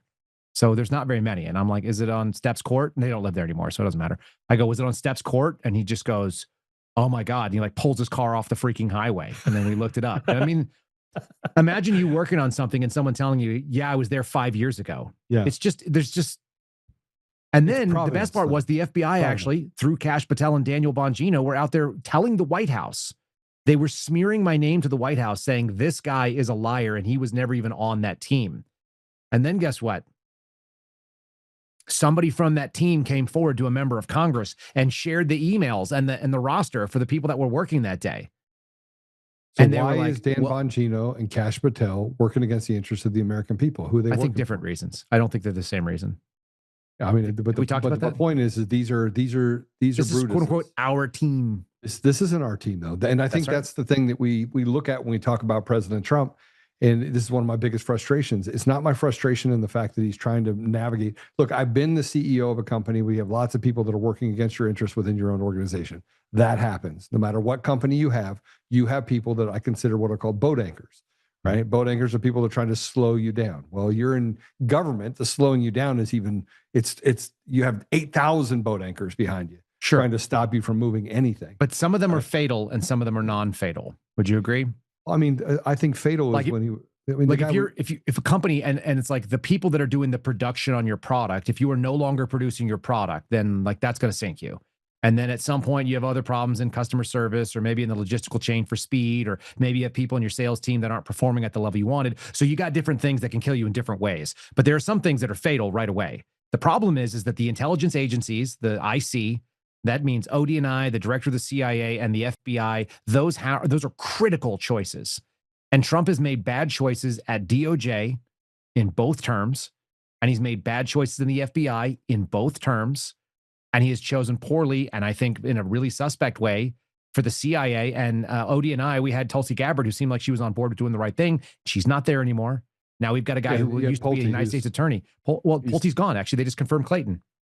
They just confirmed Clayton. That was this morning's news. So Clayton, who used to be the United States attorney for the Southern District of New York, and SDNY is a known place that is like government's seat for government. Like there are 3 places you bring prosecution if you want the government to win. The government brings it because it's their strongest place. They do SDNY for all counterterrorism cases, especially overseas, because they win there every time. Mm-hmm. There's the District of Columbia, where they brought most of the J6 cases. And then there's the Eastern District of Virginia. Those are the heaviest places, New York, DC, and just outside of DC. That's where you win if you're the government. And you just put the former United States attorney of SDNY. Now, I don't know if he's a bad guy. I just know the office that he was working in historically does one thing. It works for government. And Donald Trump ran on a disruptor of government. You just put a government guy into ODNI, the Office of Director of National Intelligence, where they oversee the IC, the intelligence community. So he keeps making the most fatal boat anchor choices for your terminology. And at some point it has to be intentional. Nobody can excuse poor performance of a CEO in critical performance metrics for that long, and he's had 2 shots at it. Well, Both terms. I think he's, in my opinion, there's another thing at play right now, and that is that I think they got to him through his family. I mean, I think that there's a certain amount of things happened in July of 2025 that really changed the trajectory. He was on he was on a pathway that looked like it was straight up, right? It was not, he was going to destroy everything in its path, and he was doing a damn good job. Remember, he had those meetings. Yeah, the momentum died just before they came out and said that they shut down the Epstein investigation. Yes. Yeah. So that was on the weekend of July 4th, going into July 7th was the actual shutdown. So for people who remember, there were some inklings of something happening in June of 25. I don't know what it was, and the wheels fell off in July of 25. Yes. So 1 year ago. And they fell off. But what do you think it was? I mean, I think that the Epstein files had something to do with it, but I think that was cover for something else. And I also tend to agree. I just like what? I mean, so the one thing I can say about President Trump is that he loves his family, right? He loves his family. And what happened last year? What happened? A lot of things happened. I don't know what specifically you're honing in on. So Kaya turned 18. Okay. I don't know who that is. That's his granddaughter. Okay. I mean, right? I assume based on the age. I don't know her. She turned 18. And I think President Trump, and this is just me, I'm surmising something based upon what I'm seeing. Well, you see it on his face. Like he dropped the F-bomb like 6 times in a conversation just 2 days ago, right? Or yesterday. Okay. Dealing with Iran. He's losing his patience. And it's not because he's 80 years old and he's tired. He's losing his patience because he's seeing that he has 2 years left. He's looking at this abomination you call the Republican Party, and he's not seeing anything different than he sees in the Democrat Party. He's seeing two sides of the same coin. And I think that in July of last year, someone got to him and started talking about what would happen after he's gone. He's 80 years old, and he's got his granddaughter, and he's got his son Barron, and he's got other grandchildren that are coming up. But I mean, you'd be hard pressed to say that someone in his family has a better relationship than Kai does with her grandfather. And I think that 18 years old, anything can happen now, right? So she's heading to college. He wants to keep her safe, and I think that family played a big part in it. Here's the thing that I will tell you, though, and here's the problem that I have with that decision, is that nothing can keep them safe. You cannot keep your family safe from evil, right? The Kennedys learned this the hard way. They had the ability to come do some magnificent things. Now the Kennedy family is a shell of its former self. The CIA and the really evil people were able to take that entire family out. They did, period. This is the same problem that we see with like Amy Coney Barrett and the claims that she was threatened, and then her decisions changed, because when you change your behavior based on threats, all it does is tell the people making the threats, like, this is effective, continue on. Yeah. I mean, that's essentially what you would be saying he did, though. Yeah. I mean, look, I think that President Trump has an immense heart for people. I really do. And you can go back in history and look over the last 50 years where he does things very silently. He buys somebody a house. He pays off their mortgage. He gives them a car. He does things in little ways that he sees pain, and he tries to solve that pain. Now he's in the middle of this really big thing. He's been talking about it for 20 years. He's been mulling running for president for 20 years. Gets to the end of his life. He says, okay, I can tackle this. I've tackled a lot of it's hubris, an immense amount of hubris. He thought that for sure that, he could solve this problem. And he thought that he had enough people that would come around him and show loyalty to him that he could get things done. And so he believed what people were telling him, because, that when he was in business, nobody lied to him. And when they did lie to him, they ended up on the bread line, right? And unemployable. I mean, you screwed President Trump when he was in business, and you were inside of the real estate world. Your name was mud. You weren't working for anyone. Nobody wanted to even be associated with you. And that was even during the time that, he was in the negative almost $1 billion. So fast forward to where he's at right now, the machine is different. I mean, you're talking about the devil itself. You're talking about the apparatus that is consumed by evil on both sides of the aisle, that cares about only two things: power and money for themselves. And he came in trying to figure out that he could appeal to, you know, the values of the ethos of America. You can see, you know what, you can tell this about President Trump because he talks about it. He talks about that he wants to believe in, you know, Blue Lives Matter and protecting the police, and he shows an admiration and respect for the people in the military, and he would never walk away from someone in the military and show any amount of disrespect at all, right? And so everywhere you turn, he goes out of his way to show his admiration and to show his support for those people that have served. Doesn't matter what they've served, right? And here he is in the middle of that, and these are people, some that have served in government, and they're getting it wrong. They're not only getting it wrong, but they're deliberately betraying the American people, and he is just scrambling. I mean, he's going to be the one holding the bag at the end of it, though. Yeah, he's the quote unquote, he's the leader of the party, so you get to own whatever your party did. And if you couldn't whip him into shape, and again, I agree with you on the hubris bit, you couldn't whip him into shape. You got all the branches, you got all the things going your way nominally. It doesn't mean they're all going your way, and you don't have enough clout to be able to force them in line. If the party runs you instead of you running the party, when everybody says you are the party, and you've publicly said as much, and your endorsement equals a primary win, et cetera, then you own the legacy of what that was. And the legacy is going to be mediocrity. It's going to be the exact opposite of what he pitched. And I think people have made I think people have made the leap. When I say it to people, it really hurts their feelings because they know I'm right. And I actually stole this from Steve Friend. We've arrived on the idea that what people sell as patriotism in 2026 is actually nostalgia. And it's nostalgia for a thing that cannot exist anymore because our nation is not the thing that it was. So the time that you and I talked about with milk cartons and the streetlights and being able to, you know, be gone for a couple hours at a time and have no cell phone, that doesn't exist anymore. That America is no longer here. And part of it is because of the way the world changed after the fall of the Berlin Wall. And we don't have a two-polar system where we're the good guys and they're the bad guys. It's either a multipolar or a single polar. But either way, America doesn't have like a grand sense that it is in the right. And the things they are doing is because of something right. We have all these sins that we've caught up with. And it doesn't matter whether it's because of what happened in Cuba or happened to the Kennedys or happened with LBJ or happened in Vietnam or happened in the Gulf War I, II, or Afghanistan or all that shit. Like all war on terror, the injustices that happened in the United States itself, the surveillance state, all these things have weighed in where people who are otherwise interested in saying, I believe in what this country says it stands for, they also tacitly know that that thing is not true about this country today. And I think it would be hard pressed. And Donald Trump, meanwhile, is walking around doing YMCA and playing 85,000-year-old Lee Greenwood song, which came out in the early 80s, like around the time I was born. And it's like, dude, you're celebrating some shit that's not there anymore. And it looks feeble. It looks weak. It looks frail. It looks out of touch.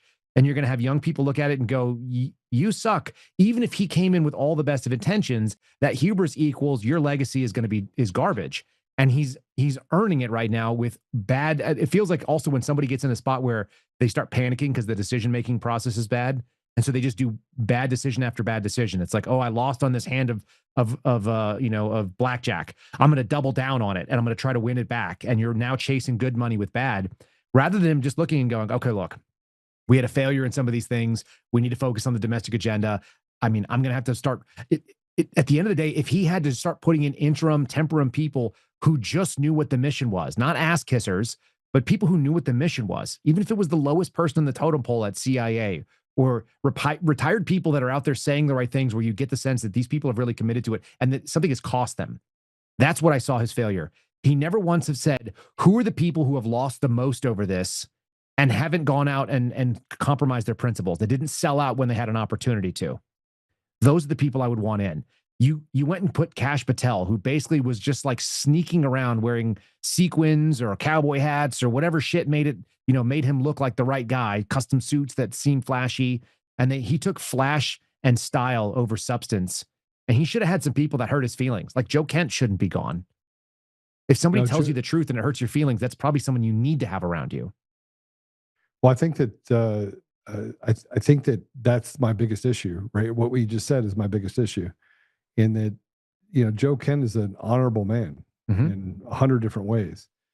And, but there are other people that he's been right about. He's been right about Lauren Boebert. I mean, this is a person that didn't graduate from high school that really I mean, she poured drinks for a living, right? And she became the darling of the Republican Party, runs around screaming at the top of her lungs, and has betrayed nearly every single person in the sphere of Republicans as she become a cutthroat player that could sell out to the highest bidder.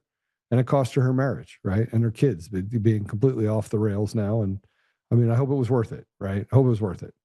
But, you know, this is the battle cry of the Republican Party. The Republican Party is, you know, you want to talk about the Lee Greenwood song of the I hate that 80s. song so much, man.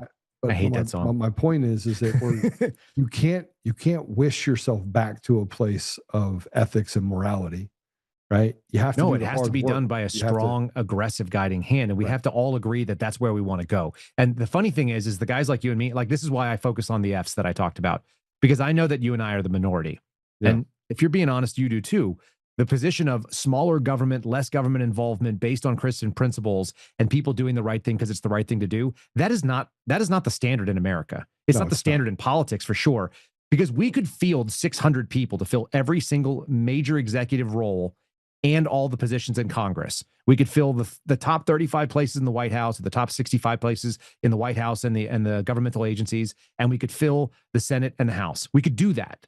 There's 600 honorable, decent people that would be able to be uncompromising in principle, but we could never get them into office. The apparatus. You can't never get them in. They wouldn't even make it past the primary. And that's my point, is that the system is so corrupt and so rotted from the core that, I mean, you can't even change the political structure of the Republican Party at the state level. I know. Okay, so you're this close. You're this close. You're almost where I've been at. Well, look, I'm at the point now where nobody gets my money. Right. So that's a good thing. I've now I think the answer, though, is that it has to fall. It has to naturally fall apart, which is why it's already fallen apart. What we have now is. But it's the stability, the death wobble or the death rattle will happen for as long as it can take it on. They will prolong that as long as necessary, which is why I keep telling people, it's like focus on the things you can fix within your own home, your own fitness, your own ability to be resilient. Financial security is probably another F that you could throw in there if you can handle it. But you want to be able to solve those problems internally, because if things get rowdy, I don't think they will get rowdy across the whole country all at once. I don't think I've had this conversation with people who have watched other nation states fall apart. And there's a couple of ways it can go. You can have it go sort of the route where it's regionalized conflict and then sort of a reshuffling until it gets back on its feet in some other organization, or you can have it go like the way of the Balkans. And if it goes the full Balkanization, the full ethnic cleansing of Bosnians by Serbs and Serbs by Bosnians, and Croatians killing anybody that comes into their space because they're just trying to hold on to some stability, then you end up with a really dark worst case scenario. And so I don't know what it's going to be, and I'm not wishing any of it. I just think that inevitably that this system, as we talked about corruption, it cannot continue on indefinitely. Part of it's independent media, part of it is decentralized from social media. Part of it is that the people are just going to be under strain. There's a financial strain that eventually hits some kind of a fever pitch for people. And the system is not self-supporting. You can't fake it as long as you did. I think this actually would have naturally come apart in the late 1990s. And I think that's why we had 9/11. Well, no, hold on a second. I think the reason why that they had to build a system where they could steal elections is because they had a plan. I mean, the 2030 plan's been around, by the way, for the last 30 years. Mm-hmm. They just didn't think they could get there, and they tried to do it. This is what I'm saying, though. This is the attitude that people had at the end of the 1990s. Was like F this shit o'clock. This is a problem. And people were fed up with the corruption of it, and then they felt like nothing could change. There are books that were written at the time that are commensurate with it. There were decisions, there were speeches being given, there were movies. It was reflected in the popular culture and the arts, where people were just going like, this is not sustainable. And the one thing that happened that nudged us on was externalizing a foe, and 9/11 did that. Even if it was, it may have been a false flag, but it would externalize a foe, and you got a resurgence of American patriotism for at least another 8 or 10 years.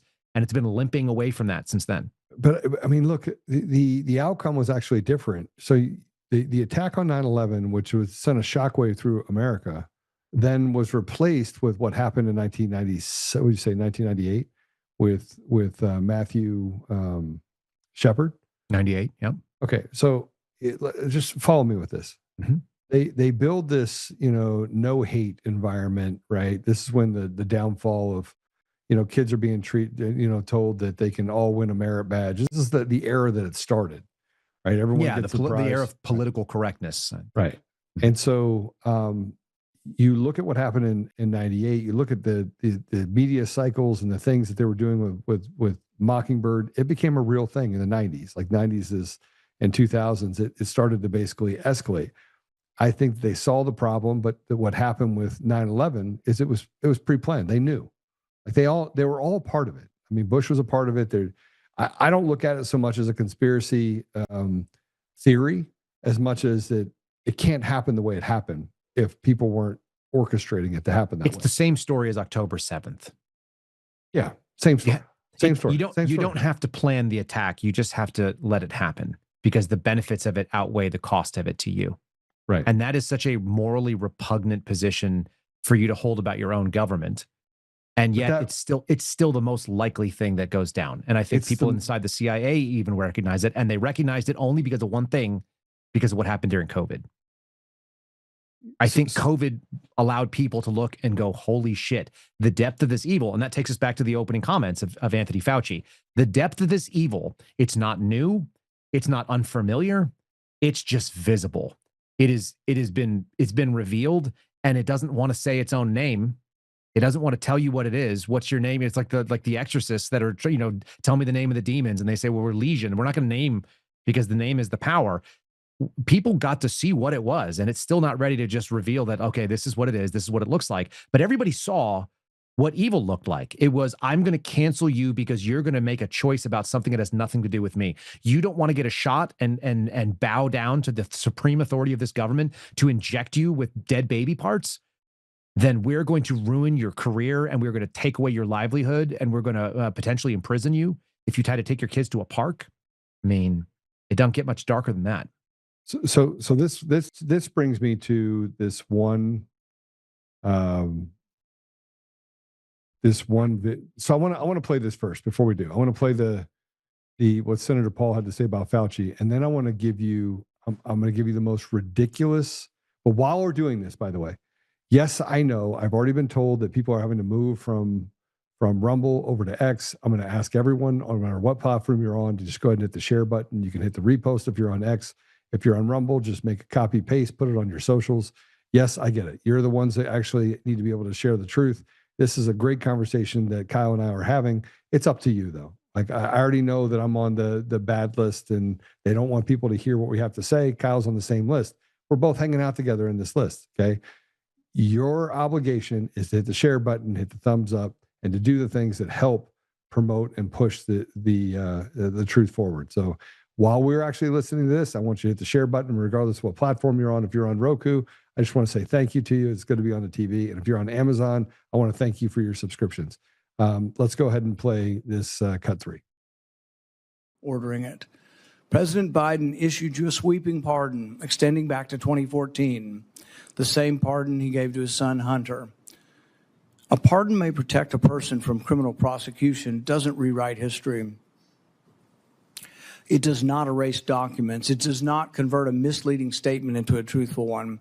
And it does not prevent Congress from establishing what happened. There will be another pandemic. There will be another crisis. And there will again be officials who insist that uncertainty must be hidden for the public's own good. They will demand obedience. They will invoke science. I am the science, as though it were a commandment. They will argue that government officials cannot be questioned because questioning them would undermine public trust. They have it backwards. It is secrecy that destroys trust. It is arrogance that destroys trust. It is censorship that destroys trust. And it is the refusal to admit error that destroys trust. That loss of trust may be your most damaging legacy. Trust can't be ordered. It has to be earned. No scientist is above scrutiny. No government official is beyond accountability. And no public servant has the right to treat the suffering of millions of Americans as a footnote to his preferred version of history. Kabuki Theater. That's it, man. I mean, that's a great speech. Great speech. It's one that you want to go down into history, but you did nothing. It's like when you watch somebody. It's like when you watch somebody give a great speech in a movie, and then you're like, oh, but that was about a pretend moment that didn't actually happen, and the impact of that speech sounds great. It's great literature. It's very inspiring. Think about the speech from Independence Day, Bill Pullman's character as the president of the United States. We won't go quietly into the night. It's like, yeah, dude, what gets you more rocked up than that? And then you're like, oh, it was all about a fake alien invasion. They were sitting on a movie set and they did 10 takes of that to get the best one. It's just bullshit. It's really nice sounding bullshit though. That's to be fair. That is my problem. It's really nice sounding bullshit. I know. I just don't have any patience for it. Millions of Americans died, and if I don't get anything across more specifically than we get this across, I want to say this. They murdered grandma. They told us that 2 weeks to slow the spread, and then they just murdered her. And they murdered her grandfather, and then they murdered her brothers and our sisters and our cousins and our husbands and our wives, and they did so under the guise of trust us, bro. And everything since then has been trust us, bro. It was trust us, bro before, but now it's trust us, bro on steroids. Inject this into your body, and millions more died. They died alone. And for people that, like, I didn't have anybody die alone in my family. We didn't have anybody that went through that. Joe, I made the, my son was born in 2021 in March in Inova Fairfax Hospital. Okay. And it was ground zero for retarded in America at that time. Biden administration, second month in, all the crazy stuff. I went into that hospital when my wife was in labor with an AR-15 in a backpack and my handgun on my belt and an FBI agent and a badge and all the things, whatever sort of authorities, which by the way was a lot scarier then because I was like, oh, I could totally lose my job over something stupid happening here. And she was like, what if they won't give us our baby? What if they won't let us take home our baby because we didn't get those shots? And I was like, well, we're going to be on the run to Mexico in the next couple hours then, because I'm taking our baby is coming home with us and no one's going to stop me, up to and including whatever that involves. And I had mentally committed that, like, somebody tries to stop me, they're going to have to actually realize that they're going to do the same thing that Muhammad, what's his name? Muhammad Abdullah. That guy, he walked up to you and he was like, you know what? I don't got it. Like, not today. You know, like every once in a while we make a decision where we think we're about to ante up into a game. And then we're like, nah, I don't think I'm ready to call this pot. Like, they would have had to make that decision looking into my eye, knowing that my son was coming home with me and that I was willing to go on the run, wherever the hell that meant. And it would have been the end of our freedom and maybe the end of my life, but I wasn't going to let my kids sit in that hospital. And I had mentally committed that it's like, this is the line. You don't get to tell me yes or no to my own child, nor do you get to tell me yes or no to my own body. These are non-negotiables. And if that starts a revolution in only my little house and we're the end of it, so be it. Or if it starts a kickoff where everyone else goes, yeah, F this, we're not doing that. I don't know. But I knew that I had already made that decision. And so when someone came and told me, they were like, hey, you have to do the shot. And I go, no, thank you. No, thank you. That was my first answer. No, thank you. Not interested. And they go, well, you must. And I go, but I won't. I'm not interested. And I'm not on board for that. So you can fire me. You can take my job, but I don't do that. So let me know if I still work here. And then they went, well, but you must do this other thing that instead you must stick stuff up your nose and wear a mask and stand on your head and tap your toes and pick your nose in front of us. And I went, no, I'm not gonna do that either. And then they go, well, then you can't come in. I go, I'll see you on Monday. And I came back in on Monday. You know, it's like we had an opportunity. And what we found is that a huge chunk of this country actually failed. And so some people are going to have to be listening to this, and you're going to have to recognize when you say, well, they forced me to do something. Nobody forced you to do anything. You agreed to something because you weren't willing to pay the cost that it took to say no. And I don't hold that against you. And I don't think anybody should hold that against you. That was your own decision. What Americans say is they want freedom, but what in reality they want is freedom from responsibility. So a lot of us wanted to say, it's not my fault. The government told me I had to do something. What choice did I have? And the answer is you had the entire choice. And now you know it. You don't have any excuse to unknow it. So all the theater in the world, you just saw the guy who went out and did it. The Fauci types, they're not even willing to own up to it, knowing that they've been pardoned and they can't even be prosecuted because they're ashamed of it. And that's how you know you're right. Now you have to continue to make decisions that are along those lines, just for you in your own house. You don't have the ability to affect everything else. It gets worse because we need to talk about the haves and the have-nots. And what you said is, look, remember, I could have gone to prison for 10 years. Mm-hmm. Right? I mean, they'd have to prove, and I promise you they're out there trying to prove it. Like, where's the video of this?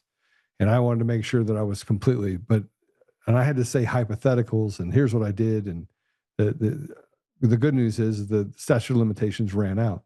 But I had to sneak into a hospital to administer ivermectin and hydroxychloroquine into a bag to save a man's life. Mm-hmm. Because they wanted to put him on a ventilator. They wanted to put him on paralytics. They had him on a high flow. They know we need to put him on they were going to kill this man. Mm-hmm. Right.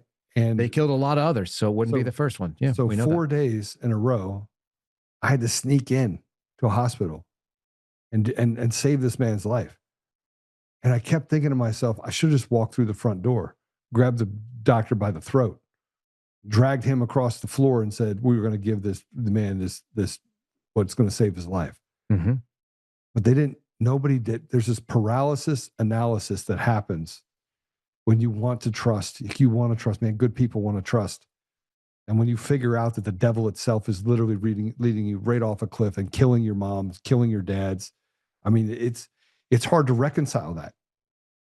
Yeah, Kyle, it's hard to reconcile. It's an evil that people are not prepared to accept. This is, like I said, I don't hold anybody accountable for decisions that were made in 2020 outside of, like, you know, blatant evil shit that people did directly to you when they looked you in the eyes and said, I know what's right and wrong and I'm going to do the wrong thing. And I had that happen to me. I had a boss straight up tell me, he said, I know that you're right. I know what I'm doing is wrong and I'm going to do it anyway because of my convenience, my pension, my alimony that I have to pay, my new wife who's home COVID, you know, sick with COVID right now, even though she got the shots.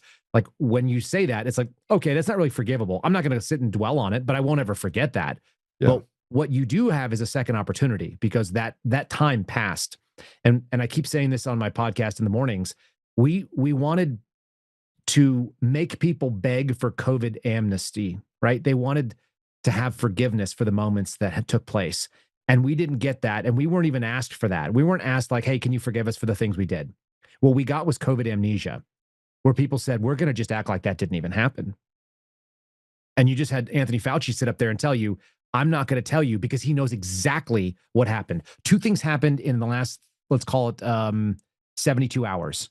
There was the release of his personal diaries, which showed his thought process at the time. So it goes to mindset, premeditation, goes to hubris, it goes to all the things that he was doing. So you know there was no mistake. It was treason, brother. And then the second thing of it is that he came up in there and he said, I'm not going to talk about it, because not because it would cause me any legal pain in reality, which Josh Hawley pointed out, but because it would embarrass me and it would detract from my sense of worth. And then the last thing that happened is that my friend Jim Erdman came forward and he spoke about it in front of hearings, and he spoke about it for years prior. For people who don't know, he went to the classified environment to make whistleblowing disclosures, which is usually not possible. You're actually usually not allowed to give classified information, but he chose to pursue a path that did that as a whistleblower. And then lastly, in the last 72 hours, he went on Tucker Carlson's show and he shared information with the American people. I want to play that video. I want to play this one first, because did you get a chance to watch the Fauci stuff? Which one? The hearing? Fauci, yeah, the hearing. I didn't watch it. I already knew what I saw the clips, and I was like, okay, what did he do other than say 111 times that he's not going to say? Yeah. So I want to play this, because the reason why the American people can never get to the bottom of the truth is because the truth is not allowed to be heard.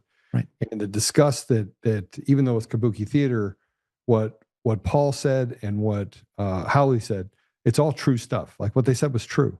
Yeah. The fact is that they're gumming at it, though. They have no teeth and they have no courage. Like, neither one of them. They should have gotten up and went down there and copped a charge and beat the living shit out of Fauci. That's what should have happened. That's what should happen to diabolical people. They should get their teeth kicked in. But we don't do that anymore, because we're this civilized society that lets us drop bombs on other countries, but we can't take care of our own evil problem that we have here. We let it out after 6 months to go rape another 9-year-old child. That's right. I want to play this. This is TMZ. And let me say this about TMZ. Fuck you, TMZ. Fuck you. Right? Go ahead and play it. That's fair. I have not used TMZ's YouTube channel to vent personal feelings about issues, but I'm going to do that today. Watching Anthony Fauci before a congressional hearing taking the Fifth Amendment is just one of the most heartbreaking things I have seen in government in my lifetime. And this is something we need to reckon with. That I'm going to say up front, I have problems the way the CDC handled COVID. I think that they did damage to children, to adults, and I don't think they did it maliciously. I think they did it because they were using their judgment and were overprotective, and I think at times overstated things they said they knew but really didn't. And I have personal problems with the way that COVID was handled. That said, Anthony Fauci, over a period of decades, has been an amazing public servant. In the 80s, I had many friends who died of AIDS, a horrible, painful death.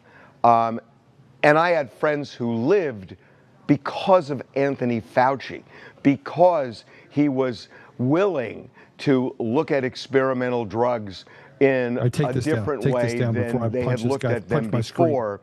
And that all right, I can't listen to his, you want to go watch it to TMZ.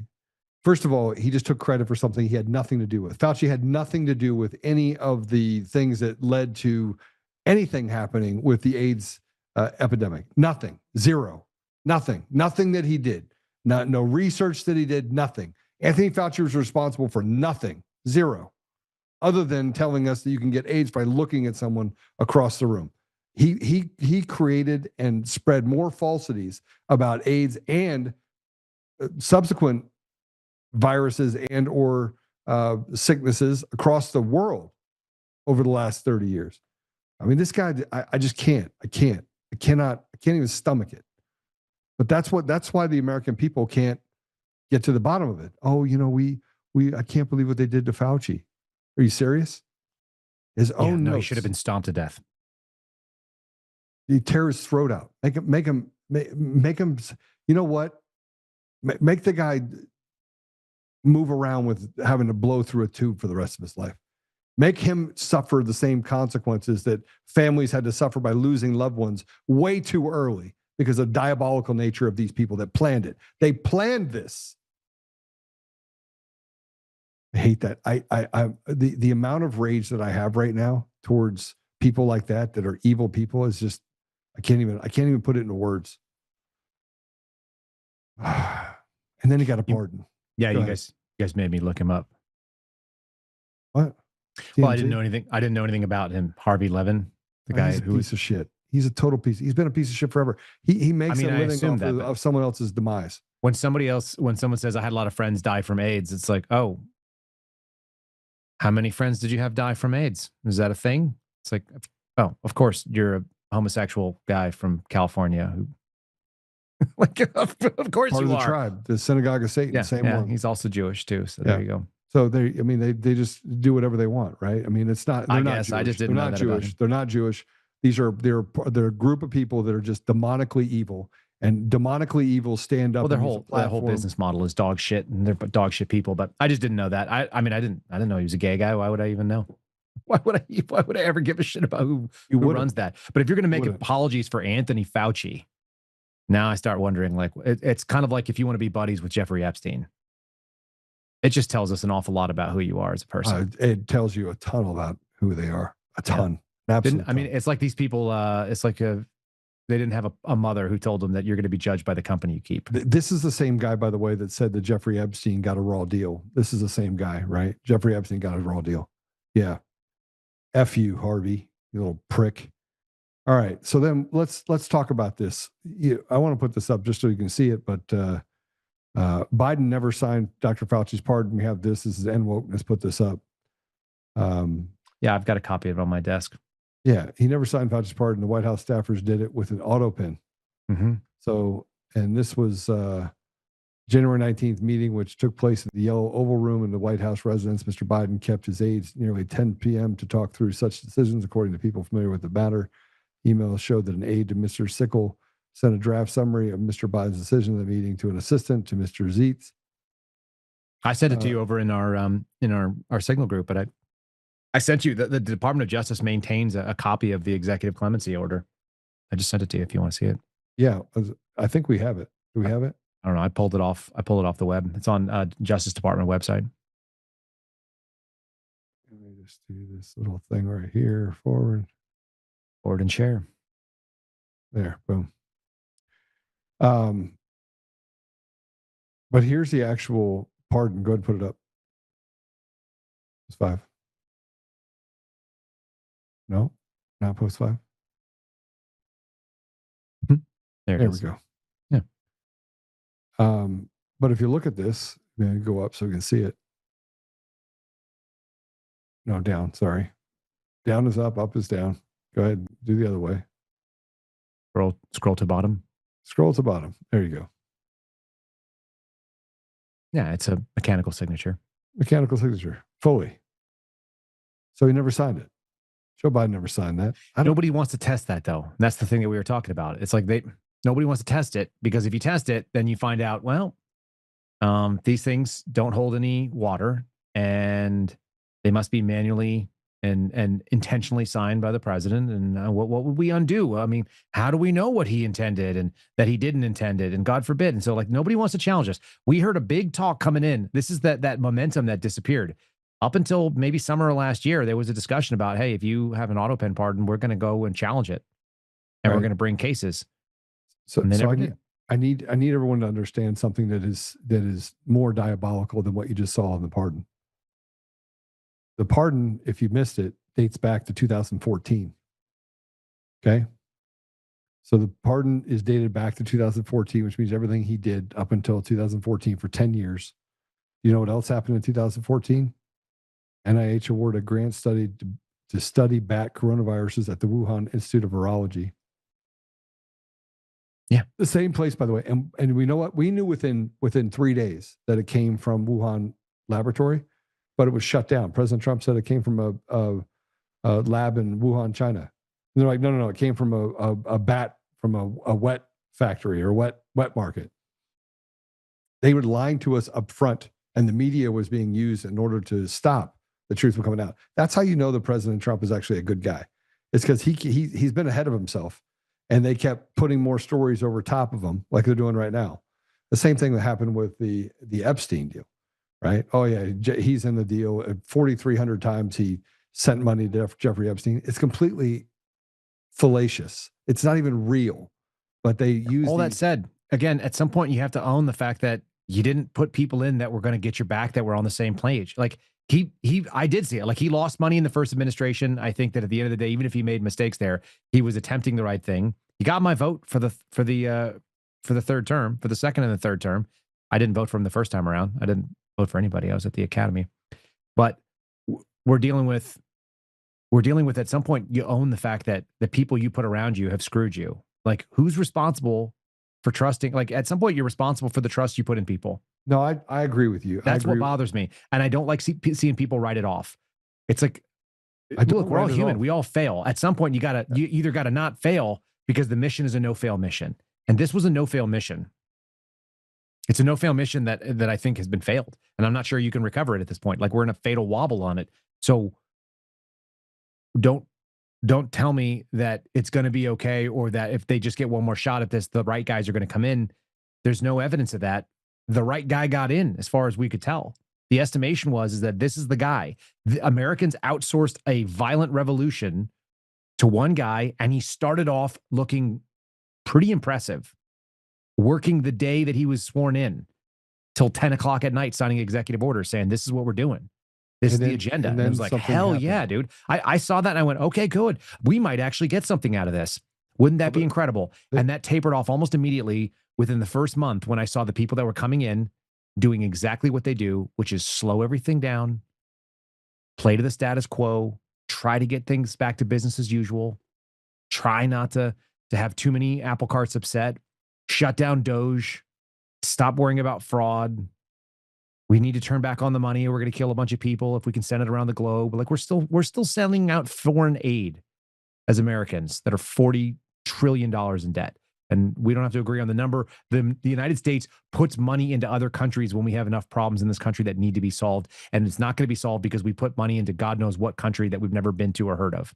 Oh, I totally agree with you. And you're taking it from Americans' pockets, or you're printing it, which means you're stealing it from the Americans' savings accounts. You're taking it from the value of their dollar, and you're giving it to the rest of the world. What on earth are you doing? What on earth does that have to do with making America great again, or making America put first in the minds of the people that are there? And so that ends up with this. Everyone uses the term globalist. Have you noticed, Joe?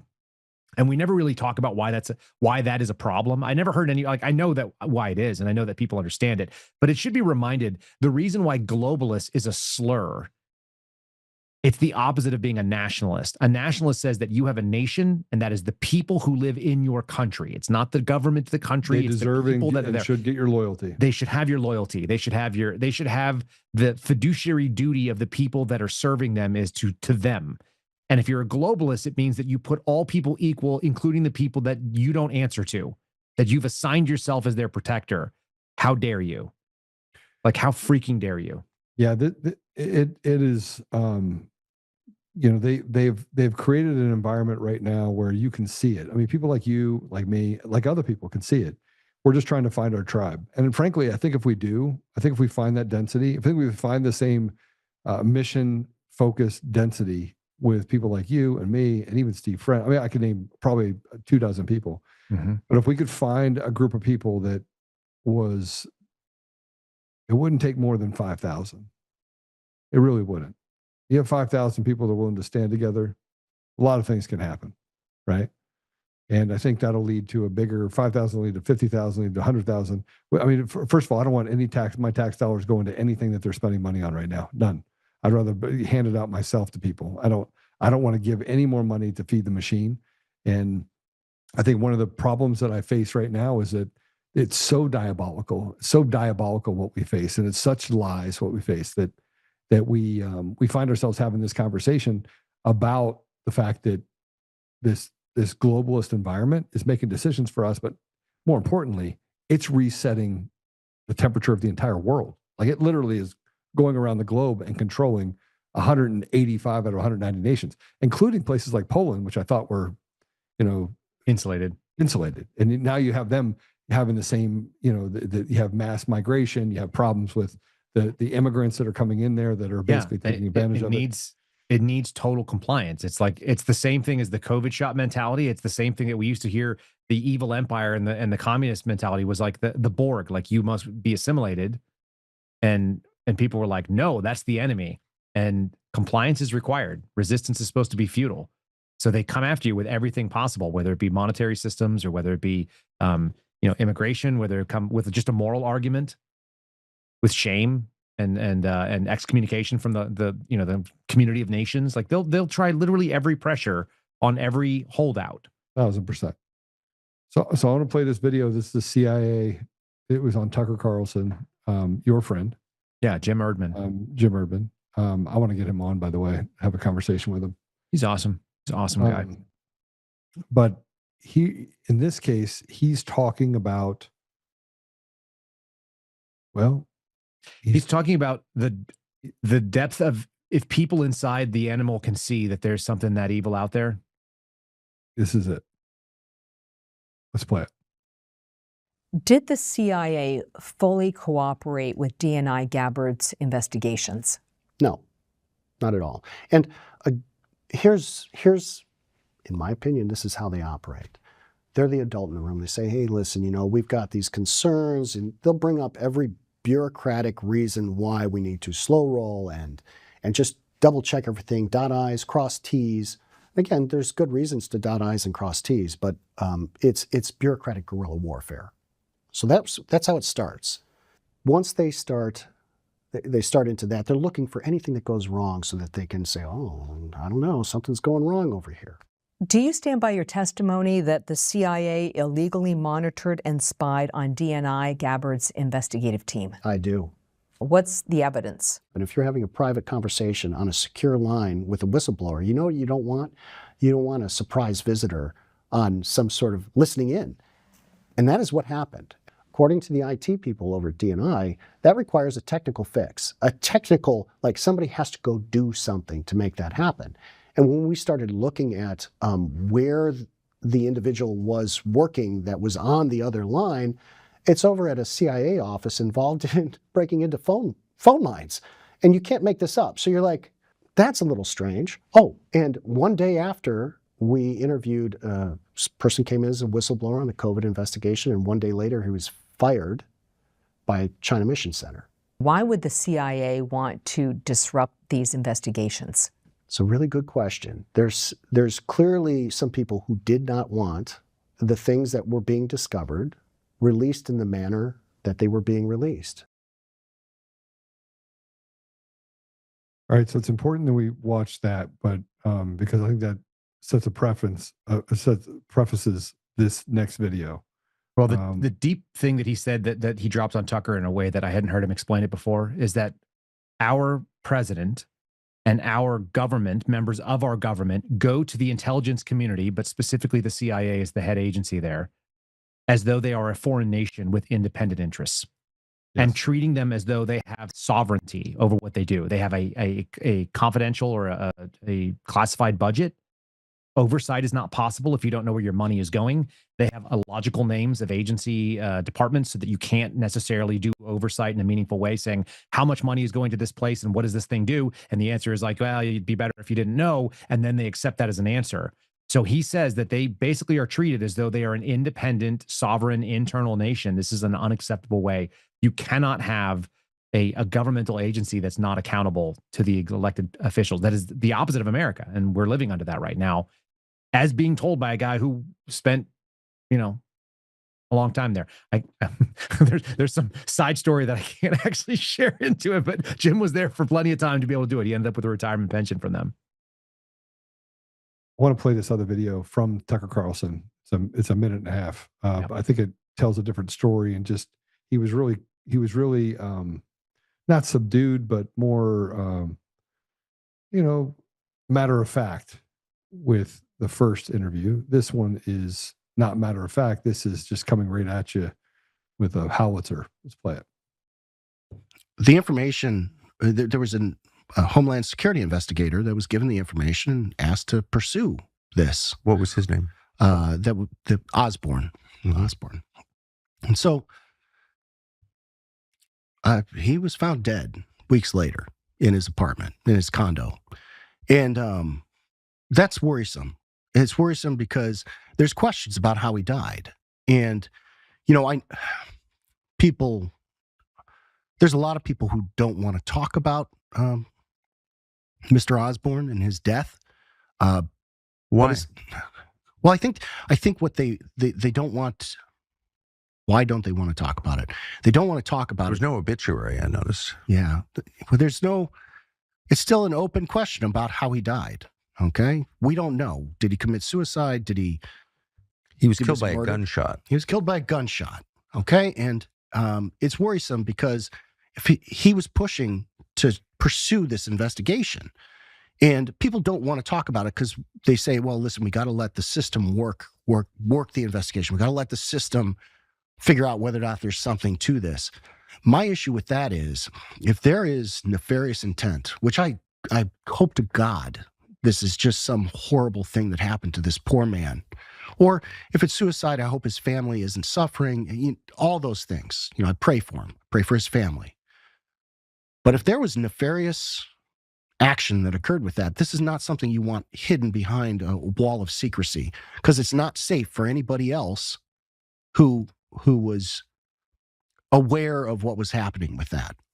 It has to be talked about publicly. And I hope that Fairfax County Police, because that's where the investigation is going on, I hope they're getting to the bottom of it. He's talking about the Homeland Security investigator that was looking into the pipe bomb investigation, for people's context, if that wasn't obvious to people. And the active investigation in Fairfax County is a homicide investigation. He was the guy that was brought in from HSI, from Homeland Security Investigations, by the people in the dig, by a Tulsi Gabbard select group at ODNI, of which Jim was one of them. And Jim knew Mark Osborne. And by all accounts, it looks like he was killed looking into that story, just as they were arresting Brian Cole Jr., which happened in the beginning of December. He was dead before Christmas, and maybe even right around the exact same time it happened. I don't have an exact date of death, but within a couple of, like 2 weeks, one way or the other, of the naming of their basically fall guy, which doesn't fit any of the patterns, and their exoneration of a CIA employee, the DHS investigator that was involved in this, is dead in his apartment from an apparent suicide that nobody saw coming. And he had an awful lot to live for, as far as anybody could tell, with no visible signs of depression. So I have, I mean, just so you know, I mean, I think I've told you this. I have cameras on my house. I got guns in every drawer. I just opened the drawer and there's another gun. MBD. I don't like going to Costco. I don't like going anywhere. I carry a gun everywhere I go. I'm suspect of everyone that walks down the driveway, I mean, anything that could possibly happen around me. I go into a restaurant. I sit with my back to the wall. I always have my gun on the ready. I typically am dressed to make sure that I can protect my family. I'm looking at ways that I have to push the table this way or this way to protect my family. I think about those things all the time. Like it's always going through my mind. I recognize it's probably not a healthy way to have to go through life, but I know you're the same way. Yeah. Right. I had one of the guys that I was talking to who just retired from the FBI the other day, and he goes, you know, you got a lot of guns there. And I go, yeah. Can you imagine being in the SWAT briefing if they had to say that they were coming to my house? And he goes, yeah, back in the day, we would have been amped up about that. That would have been like a Super Bowl. And I go, yeah, what you couldn't tell is that I have armor in different weapons. And he goes, what's that? I was like, well, you've heard of armor piercing. And he goes, mm-hmm. I go, well, those are the things that go through your body armor. The things that I have in my house are indifferent to whether or not you're wearing body armor, like a 40-foot flamethrower. Like the mindset that I have is like, if it's going, you know, this is clearly the Alamo for me. Yep. If somebody's willing to come into my home and take me out of it, because I know I haven't done anything wrong. Right. That's how I feel about it. That's the stand that we're at. Yeah. Wherever I'm standing is the Alamo. That's the mentality. Yeah. And if you don't understand that, that's something that people can chew on for a little bit, but I know that you have that. I know that we share that, which is, yeah, as you said, it may be not unhealthy, but it's not fun, really. Right. No, it's not fun. That's why I don't drink anymore. I think, as much as anything else. I haven't had a drink in a couple of years. Yeah. It's like, well, I can't dull the edge. And I quit drinking, called you and said, hey, look, I quit drinking. That was 2 years ago. I know. Right. And you're like, that's good job. And I was Welcome like, to the team. I felt like I couldn't be in control. And look, I got a whole shelf full of alcohol. I know. Every now and then I just want a little bourbon. And I'm like, nope, can't do it. Stay sharp, stay on the ready, stay on the ready, stay on the ready, stay on the ready. Like the guy that told me to move. That came out of you and I hanging out in Tennessee the other day, 2 years ago. Yeah, it did. I know. Yeah. That was what's funny kind is of that a moment for me. It was interesting because you were like, you know, you want to have a drink with me? And I go, I don't really do that anymore. I don't know when it stopped. I don't know what time before that it did, but it stopped a year or two before because my wife stopped drinking. She thought she had a problem, so she didn't want to drink. It's like, okay. I was like, well, I don't really need this either.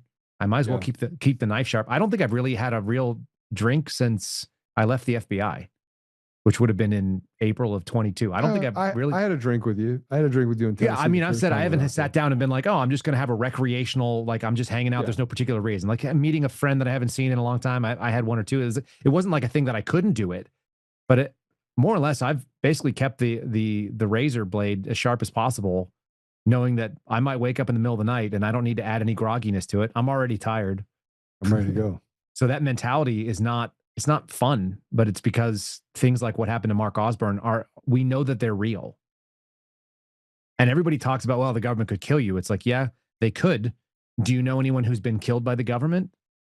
Because we've got some records of people that didn't come out of this. Yeah. And this gets me to, I mean, I think we can probably, I mean, I could go on for 3 hours with you. Yeah, that's our nature. Yeah. We really do want to work the problem. And I think that, yeah, it is. Like I have all my faith in Jesus, every bit of it. Like I know that but God. I always use those two words, but God. Like evil's going to win, but God. He's not going to let it happen. He'll destroy it first, right? And then I have conversations with people like you, or I talk to Steve, and I talk to other people where I'm like, there's still a lot of us. Like there's still a lot of us that are on the ready. Like we're ready. Like if you called me tomorrow and said, Joe, someone's coming to my house, And I'm like, what do you mean they're coming to your house? Yeah, they said they'll be here in 5 hours. I'd be there before they were. Even if I had to net jet it out there, right? And I know that I'd bring all my battle rattle stuff, and I'd be ready to go. I'd be on the go, right? Right. That's the type of mentality that I think that the American spirit has to espouse. I think we have to get back to that. We have to find our tribe. I think it's there. I think it's there. I just think that we're gonna it's in diaspora right now. Yeah. We're looking, we're searching. And because we don't trust each other, there's a certain number of us that trust, and then somebody comes in, and because, you know, Team Evil knows how to lie, I don't want to be associated with Team Evil. So I'm not going to, you know, I'm going to be really careful who I'm going to give up my loyalty to, right? And they know that. They know that they built that, right? So there you go. All right. I do want to play this. I just want to show you this real quick. People do not understand your humor at all. Do they not? Oh, this is oh God, it's pretty funny. Man, I hooked everybody from both sides on this one. It was, I mean, I'm just going to tell you that you put this up and you said only a trained sniper recon assassin could jump onto grass from 12 to 14 feet. We must discover who trained this man and who he is, because it cannot be Tyler Robinson, who is not a recon sniper trained assassin. And the comments they're so perfect. It's just sort of my likes. It's so good. I feel like I was trolling for both sides. Like, that's the best troll, is when people are mad from both sides. And they have no idea. They have no idea. And you had other people like Phil Kennedy's like, I have to stay out of this. Yeah, you don't want to get involved in it. When I'm trolling, get out of the way. It's just gonna be fun. And the sad thing is that my account is suppressed and it's still got this many. It's up to 221,000 right now. So Matt Tardio is a former Ranger? Yeah. And I just fish hooked him. And as soon as he got that, he had to be like, right. Yeah. He had to, because I talked to one of his buddies. I called one of his friends. We were on the phone the other day before I posted that. I was talking to one of his friends that he talks to all the time. So I know that they have to just be like, okay, what does this say? Someone out of shape Zoomer sprains. Oh, let's see. There it goes. Because some out of shape Zoomer sprains ankles jumping off of bed doesn't mean everyone is made of glass. Idiot. I don't even know what I feel like it's an episode of what's that guy's name? I do what I want. Yeah, it's Napoleon Dynamite stuff. Yeah, it's crazy. Yeah, I was late in the middle of. Here you go. I would jump from the second floor deck railing with a backpack on, land, and run to the bus stop. Okay, I said impossible. The responses for me are the best part, because I get to either play. Here you go. I just get to have fun. And as I was reading it, I even said I stayed completely out of it. By the way, smart. I was like, I was going to like. Are you kidding? Like, anybody could make that jump. It's like, am I kidding? Am I kidding? Yeah. This is just, see, like, when people get me, they get me. Look at this. Yeah. Nobody can bring as many resources as the guy when he's trolling. Talk about losing IQ points. Susan, you finally got it. Yeah, Susan got it. She knows what's up. It was crazy, because as you read through the comments, and they're mad on both sides. Oh my gosh. When people are like, I'm unfollowing you now. Yeah. There's no weapon. And I was like, he's got to be acquitted. You know, I was like, if you say something dumb, crazy. Just be real. Both feet are on the ledge. This cut's like 4 or 5 feet off the drop. This is nothing. Got it. You had to comment. Tell me you responded to that one. Yep, you did. No, keep going. Keep going. Keep going. I hate that you cracked the case like that.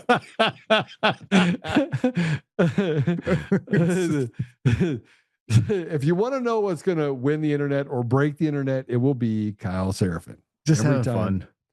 Yeah, absolutely. Look at this. Hold on. Scroll up. Read this guy. It's just like it's just nonsense. Conspiracy. Draw the building at the proper height. It's just. Oh my gosh. And you call me stupid. Got him. That's Laura Loomer's reporter. Who is? That guy, Charles Downs. Yeah.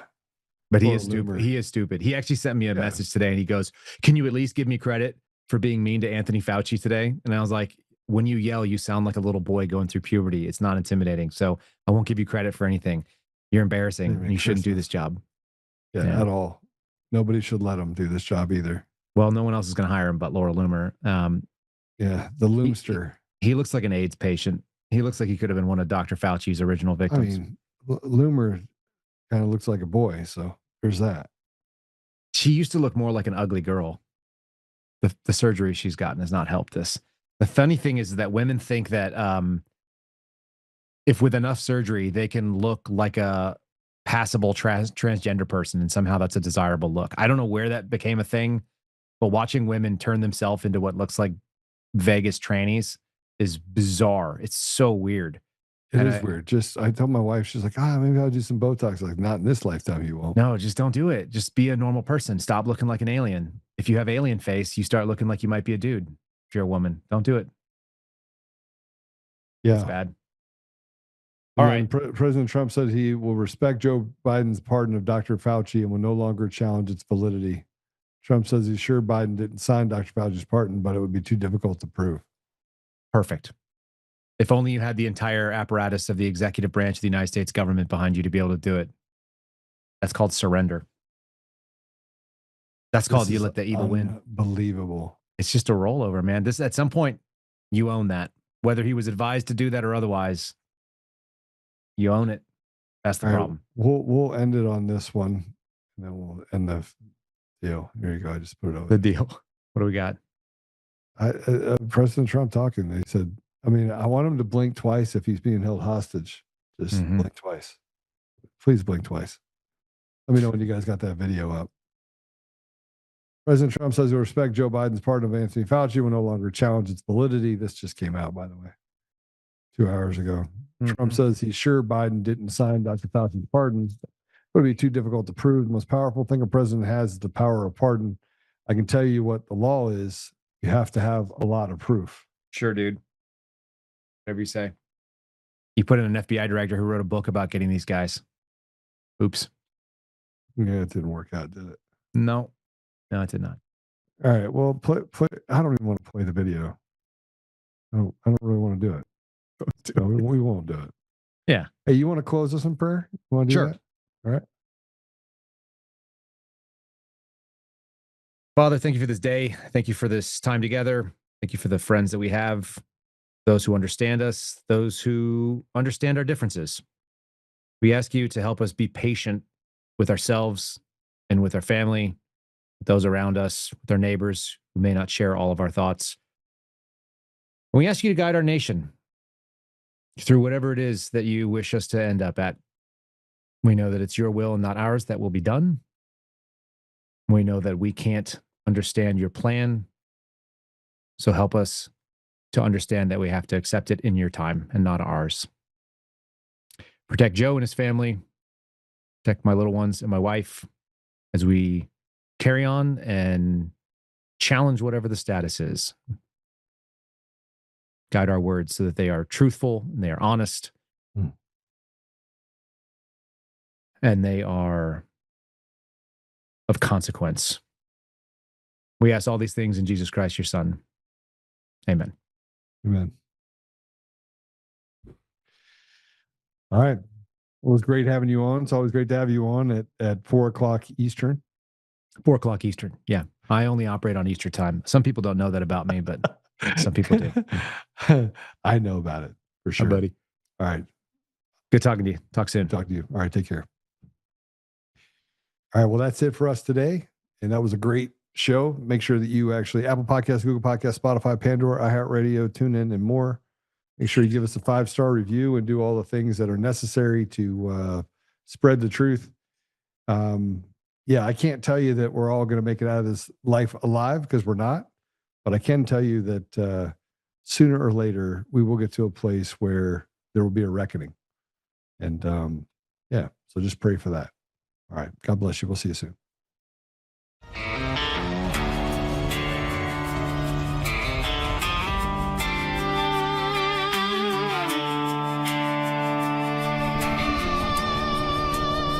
Rise rise up untamed.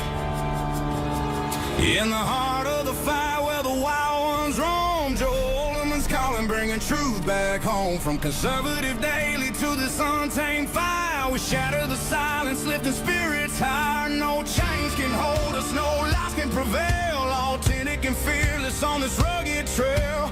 Patriots gather under stars and stripes. Untamed nation, igniting the night. Untamed nation, let the truth roll out in this land of the free. Standing proud from sea to shining sea, we won't back down.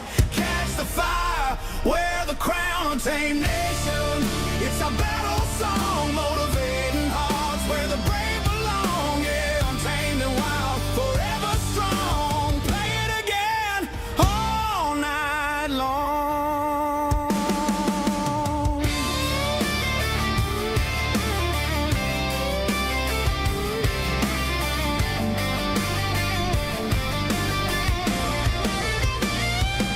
Break the mold, chase the real, no more games, time to heal. Joe's voice leads the untamed crew. Truth matters through and through. Untamed nation, let the truth roll out in this land of the free. Standing proud from sea to shining sea, we won't back down. Catch the fire, wear the crown. Untamed nation, it's our battle song, motivating hearts where the brave